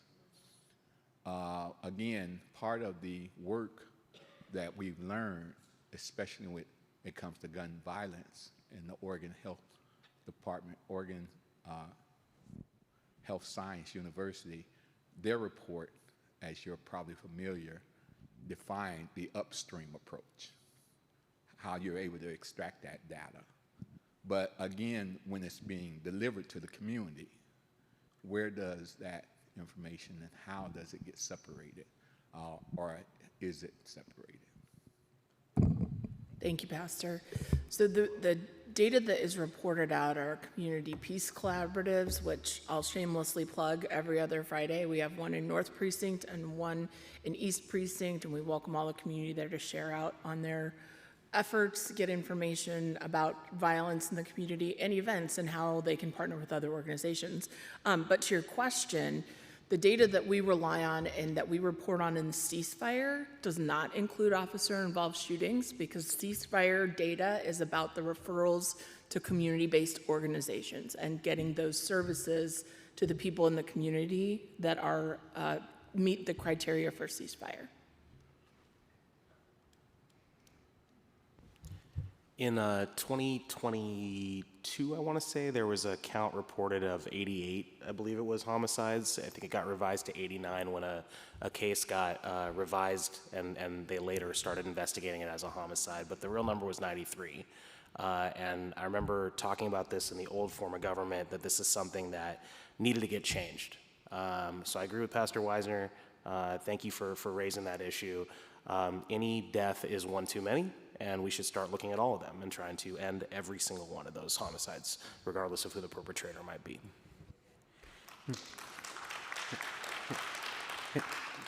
This, what I want to say, is only adjacent to your question, but a couple of months ago, I went looking to see if there are big variations among cities in the number of officer-involved shootings, and it turns out that there's huge variations. In St. Louis, the police shoot something like 37 people for every 100,000 population. In New York City, they shoot 0.2 people for every 30,000 population. So, and in Boston, it was 2.3. Portland, it was a list of like the best and the worst. Portland was on neither one of them. But one of the things that I've been neglecting to do, and thanks for reminding me, is see if we can do some research into the cities with the fewest officer-involved shootings and see if they have some explanation for that, if it has to do with training, et cetera. Now, I know that part of the answer for why New York is so low is that New York has really tough gun laws. So very few New Yorkers have guns. So the police aren't afraid of being shot, so they shoot fewer people. So if we could, I mean, I'd rather get to being in Britain where the police don't carry guns either, but the fewer guns are on the street, the truth is that the less scared the police will be. But we need to look into those cities with records and see what they're doing beyond simply having tough gun control laws that results in fewer officer-involved shootings.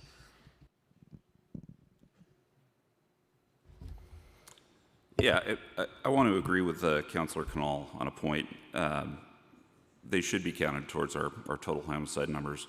For instance, we had 3 this year, and just because they're not counted towards the total homicide numbers, I disagree with the premise that they're not every bit as important as a community member losing their life any other way. In fact, they're investigated 3 times as much as a regular homicide. There are so many administrative review processes and outside review processes that aren't involved in a regular homicide investigation that you'd be very shocked. They're reviewed year and year down the road through a third-party review process as well. So we have a criminal review process that's led by the district attorney's office, an internal review process that finds policy violations. We have a training review process to see if training was followed. We also have a medical examiner's review. We have a grand jury review that's part of that criminal. And then that's reviewed by the Office of Independent Review, which is a national review company. So they are thoroughly reviewed, even though they don't count towards that number. Thank you. We'll take the next question here in a second, but we just wanted to announce that the queue is going to be closed. So those folks who are sitting here in queue, who have been in queue, you'll get an opportunity to ask your questions.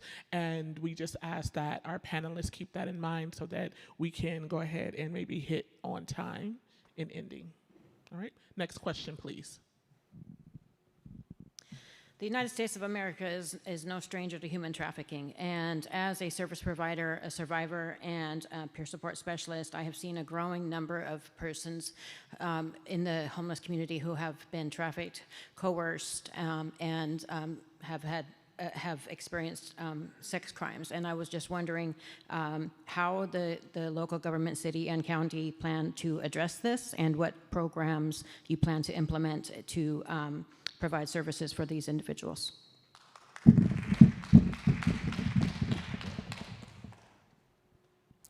I don't have a comprehensive answer to that. I know that our human trafficking unit does do outreach and try to hook people up with services. One of the things that they've told me is that one issue is housing, that people need safe places to go to, places to live in order to get off the street. And they do not have enough housing to steer people to.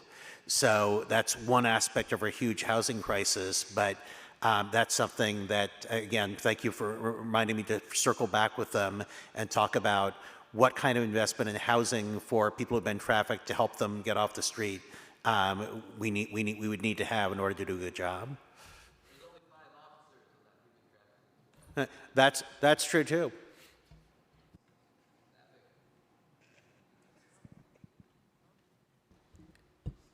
So first off, and I know this is not your exact question, but the biggest thing we could do to prevent human trafficking is fight back against ICE, who is human traffickers. But speaking to the specific question and sort of the regular day-to-day trafficking, which is a terrible way to put it, it's staffing, it's also priorities. And so I'm really grateful that we've had this conversation this year about what do we prioritize. If I tell you, you do 10 things right now, you can only do 9, and you tell me which one you're going to cut. The thing that you cut should be 10th on your list, right? But in our budget process, we had a difference of opinion between the administration and the legislature about what would get cut. And it led to council implementing a budget note, which I wrote, to say that in spending overtime dollars, we will deprioritize protest response and prioritize a list of 9 things. And those 9 things were provided by the Police Bureau because we agreed with them that those things were important. And one of those was human trafficking. And by getting that to be in the priority list again, we are able to direct that. And how that happens in the staffing, we don't want to get, the number of people on the squad is not our call as a legislature. That's the operational side of the house. But ensuring that we give those priorities to the operational side is really important. And I'm glad that we were able to do that. And it was a contested vote, it was a hard vote, but it passed.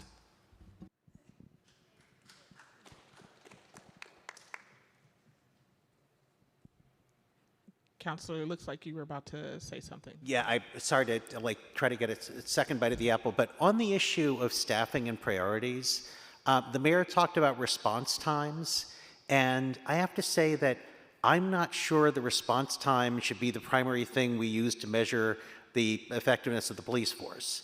I think that responding to a violent crime in progress, that is the highest conceivable priority. But if there's a crime that's already occurred, and especially if we know there's not really going to be an investigation anyway, whether the cops get there in 20 minutes or 6 hours doesn't really matter. And I think that we actually have talked to the chief about this. We need to have a conversation about what our priorities are. Is it more important to have 10 people instead of 5 in the human trafficking unit working with victims of human trafficking and trying to save them and protect them, or to increase response times to a crime that's not a violent crime in progress by 45 seconds? That is a question that, I mean, I've talked to the chief about that in public, and he said, well, people really care about response times. I kind of wonder about that. I think actually kind of invite you to email my office and ask you if you had to choose between more people in the human trafficking unit or faster response times, what would the answer be? I mean, that's the kind of conversation we need to have in a resource-constrained environment. All right, next question.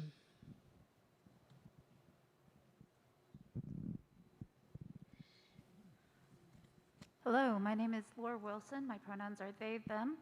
I do have a question, but I also want to share my experience with you all tonight as someone who has been living in a shelter since October of this year. I've been housing insecure since 2022. I'm trans non-binary. I'm a white-passing indigenous person of Choctaw and Cherokee lineage, although my matriarchal lineage is also Irish. I have been labeled a drug user by the shelter on my profile for just occasionally using cannabis. I disclose that I occasionally use cannabis because I have multiple disabilities, complex post-traumatic stress disorder, fibromyalgia, and endometriosis. But I'm not going to stand here and pretend like there isn't drug use that's happening, or hard drug use. The amount of unhoused people who are being killed has gone up, or the amount of deaths among unhoused people has gone up in the last year, and they are still being killed in the shelters. There was a woman just last month who died of a completely preventable overdose, and when a concerned resident went to the staff because she was in the wrong bed and was not able to maintain consciousness, the concerned resident was told, you know it's drugs, mind your own business. And then she was found dead the next morning. And they had Narcan on site. But they just let her die. My bunkmate, Sonia, I don't know her last name. She had COPD and asthma and a few other chronic medical conditions that I didn't really ask too much about because I figured it was none of my business. She died of a respiratory infection. I've had 3 respiratory infections since October. I am currently recovering from a respiratory infection. That's why I'm double masking, because I care about everyone's health. They don't care about our health in the shelter. They really don't. There's no distancing when people are sick. We are all forced to eat at the same snack table, and then the snack table is closed during dinner service or lunch service or breakfast service, which is usually piddly squat. Breakfast is usually granola bars, packets of oatmeal. One day it was candy. One day they had candy for breakfast. Do you know the amount of unhoused people who have diabetes? Yeah. They're killing us. Could you go ahead and ask your question? My question is, how much training do you think is adequate to work in these shelters? Thank you.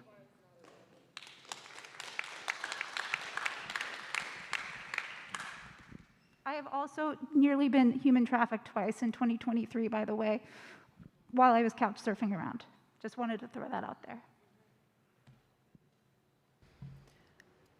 No one else is jumping in, so I want to address 2 pieces there. The first is everything that you just laid out is why shelter alone, one of the many reasons shelter alone is not the answer. Shelter is a way to give people a roof over their heads at night while we help to get them to the next step. And we have to continue as we talk about shelter to talk about those next steps, because we should be working with you to get you into housing. And everything you just reported is, among the many reasons that that's so critical. To your direct question, how much training should people have? I don't have a specific answer. I know that as the mayor has ramped up shelter under his plan, and I'm not saying this as a positive or a negative, just a fact, the emphasis has been on speed and number of beds. And Councilor Canal talked about improvements at the Moore Street shelter between, I think, probably when I went there and when you went there, because there were a lot of improvements needed when I went there. And part of why those improvements came about was that there was more training for the staff, so that we know that more training helps to improve conditions on the ground for people who are in shelter. I don't know what the right amount is, but I know that we have seen firsthand with the shelter in our district that it needs to be more than it was 4 months ago. And we're hearing from your story that it absolutely needs to be more than it is currently in some of our shelters as well. Yes, I'm currently staying in a women's shelter where many folks are fleeing from abuse and domestic violence, and many of them have agreed with me that that place is abusive. There's no peer support specialist, there's no therapist, there's no one with training for any of the mental health crisis or physical health crisis that people have experienced. I don't want to ask you to tell us over the microphone where you're staying, because I don't want to violate the privacy of other people who are there and are fleeing violent situations, but I'd like to invite you when we're done here to let me know where that is so that I can raise those concerns specifically about that shelter. Thank you. Thank you. Next question, please, and then we ask that one of the panelists answer, only one of the panelists answer this next question, or these last two questions. Okay, so I didn't know we were going to have the opportunity to ask questions tonight, so I'm not quite prepared. I'm concerned about, so we all know that ICE is operating in illegal fashions, and we also are concerned that there may be people impersonating ICE and abducting people. And I do believe there are, I would have looked it up if I'd known I was going to be talking about this tonight. There is a movement in other parts of the country to hold ICE accountable for their illegal activity by, I know there is a movement here, or a movement right now here to ban masks, and I'm very interested in finding out when that's going to happen. And also hold ICE, I know there's a movement elsewhere to hold ICE officers accountable if they don't produce ID and warrants. And so what can be done here, like who can do it and when, and also specifically about that masking ban. So, like, when's that gonna happen? Councilor Canal, could you speak to this one? Yeah, thank you for the question. We have an ordinance in the works that would address three things: mass identification, verification. I want to start by saying that legally speaking, we have to apply the same standards to everybody. We can't single out the state government or the federal government and the local if we're trying to create a standard.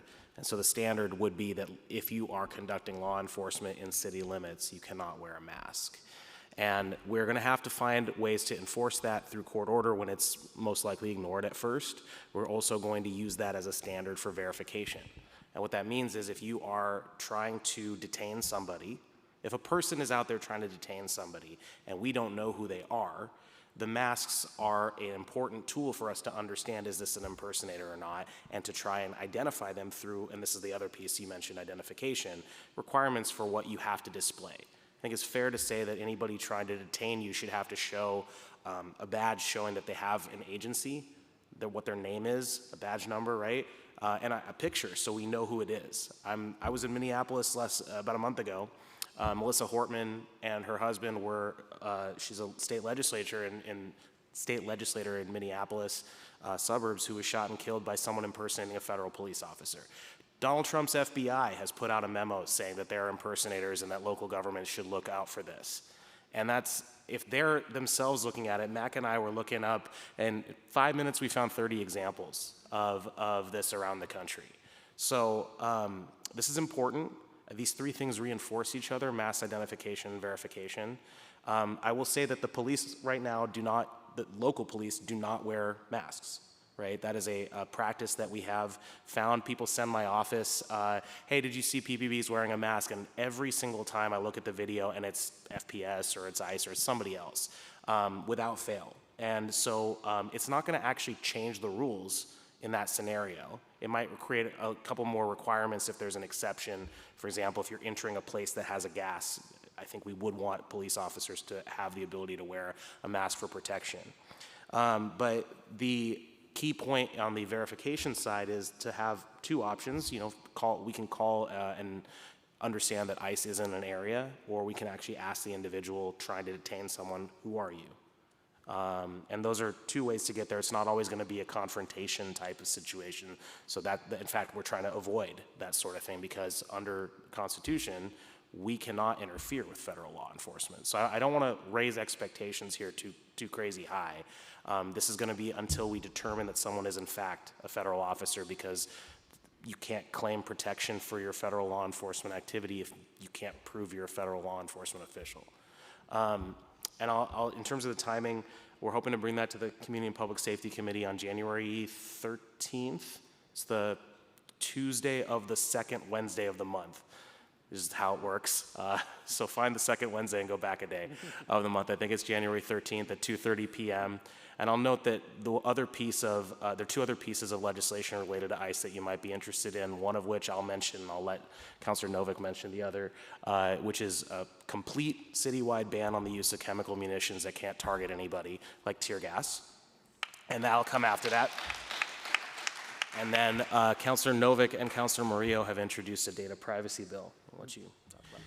Yeah, Councilor Murillo and I have introduced a proposal to establish an office within the city that is in charge of how we collect data, how we store data, and how we make sure the data isn't captured and misused either for nefarious corporate purposes or nefarious federal purposes. What we found, I've heard from city staff, is that their application of data standard, well, there haven't been data standards, and how we go about collecting and keeping data has been inconsistent. And we think that we need an office whose job it is to worry about data, to review everybody's contracts, to make sure that we're doing as much as we can to protect people's data from corporate malfeasors and from ICE. Oh, that's actually coming to the Committee and Public Safety Committee tomorrow. All right. Wonderful. The final question. Hello, my name is Kevin Wilson. I'm a resident of the area around here of Grant High School. I have a question for at least Chris Jovic, PPD Deputy Chief. And I'd like to hear from any of you others that might wish to comment. This question is very similar to that of the last questioner. ICE and federal agents have been terrorizing people across the United States and Oregonians by gassing and seizing protesters that aren't doing anything wrong. They're seizing people off the streets and sorting it out later. Or they're going after children, leaving their schools. These are tactics intended to create fear in the population, because they don't even know who they're arresting. They're targeting people indiscriminately. As you heard earlier, citizens are taking it upon themselves to protect them. We need you guys to protect those citizens and arrest those agents that are committing those crimes at the scene, not in the courts. I mean, it's great that we're doing it in the courts too, but call me crazy, but I feel that our police department's mission is to protect and serve citizens. You know, I want to see a Portland policeman as a friend, somebody that would protect me from a federal government that's going crazy. So I'm going to ask, what are the police doing to protect Oregonians and Washingtonians and anyone else at the scene of ICE violations?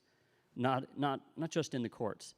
Do you even have a plan to physically protect Oregonians? And one last bit. A solution could be as simple as escorting children out of schools, or even standing with protesters and preventing federal agents and ICE from seizing protesters that have broken no laws. That's all. So there's a lot there, and I'll try to break this down a little bit, and I appreciate your question. That comes up a lot, right? Similar to what DCA Kazi said, as a law enforcement professional, I'm required to stay within the law that I am certified to enforce. Fair enough? There's something called the, Mike, help me out. The supremacy clause, excuse me, it's getting late. The supremacy clause prevents me from enforcing state law on federal officers that are acting within their scope of authority under federal law. So getting in between and taking somebody into custody, a federal officer into custody, who has a warrant, who is doing immigration enforcement under the color of their authority.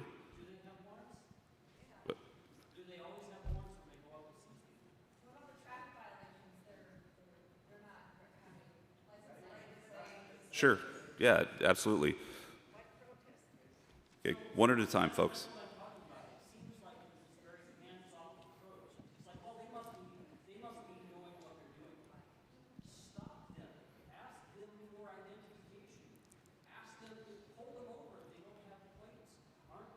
So you've got a couple things going on there, right? We've been asked to sit in front of the ICE facility and do traffic stops. Do you think that's fair? That is by its very definition bias-based policing.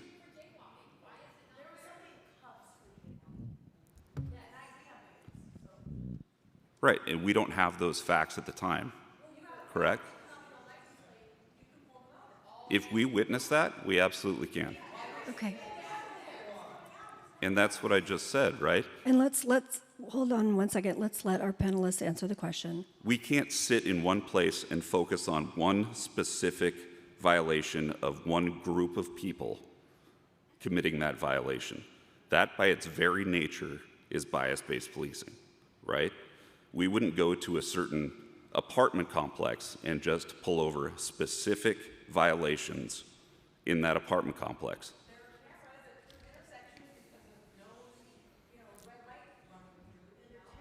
Right, but those are not specific people. That is an intersection, a high crash corridor that brings us there.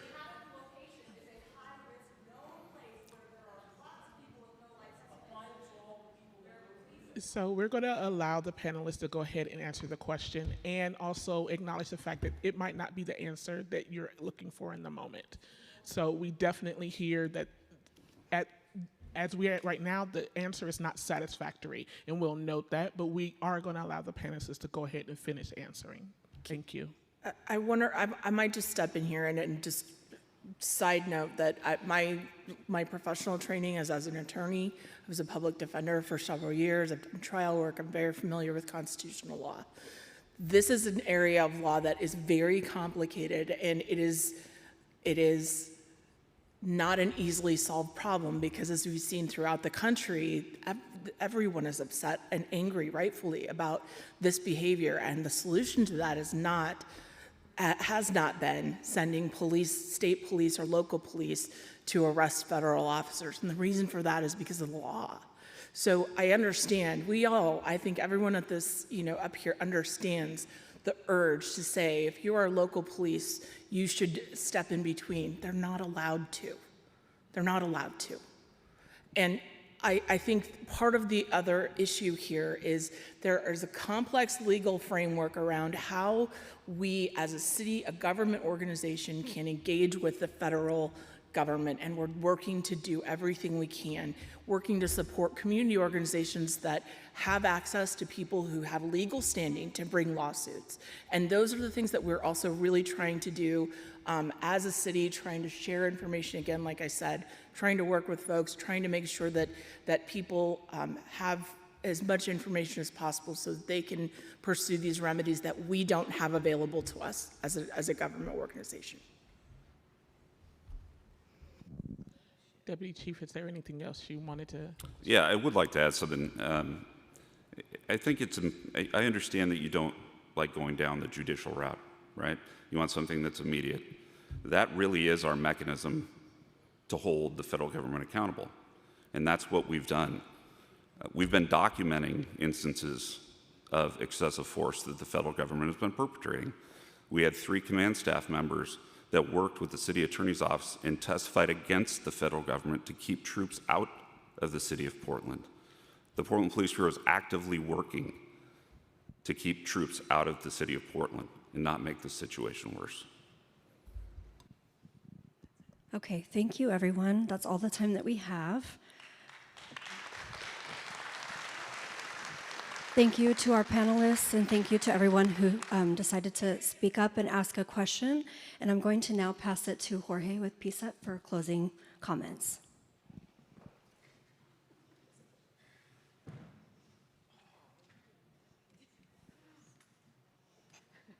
Sorry, Council President. Thank you, Nakia, for wrapping up, and thank you to the panel again for being here. I do want to highlight one individual here who isn't with us today, Mr. Dan Handelman, who, from what I just learned a few moments ago, he had been to every single PCCEP meeting since 2012, since the founding of it, and did not skip any police accountability oversight advisory board, and so just a little remembrand for Mr. Dan Handelman.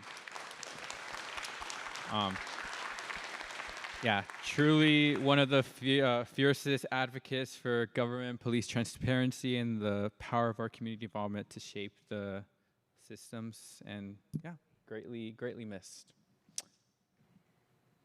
So for next steps, I just want to thank again everyone here for being here today and speaking your truth. Thank you again to the mayor for his address and to city leadership for agreeing to serve on this inspirational panel, I'd say. I don't think we've seen both branches kind of coming in here, and so I thank you for that. To my PCCEP members, thank you for planning and for your dedication on this community forum. One more round of applause to PCCEP members.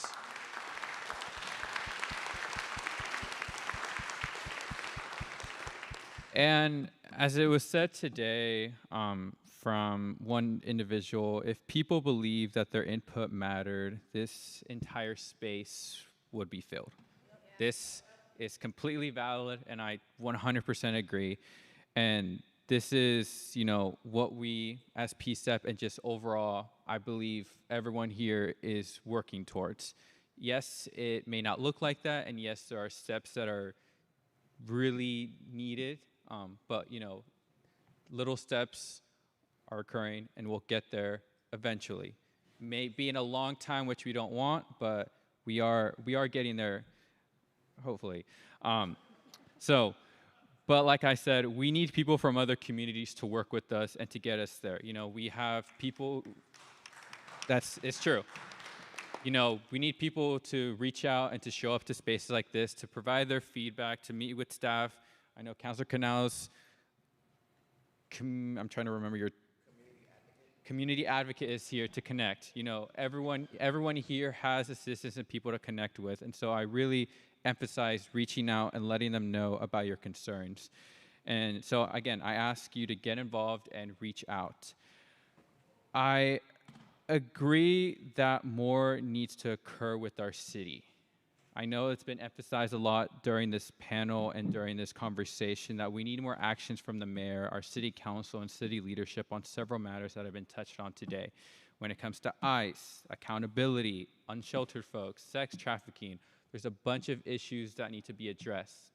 And so as a young individual, not as the co-chair of PCCEP right now, but I ask that if there are ways for you to step forward and really check with community groups, community-based organizations, or just overall, that you really dive into it, really reflect on everything that you learned here today.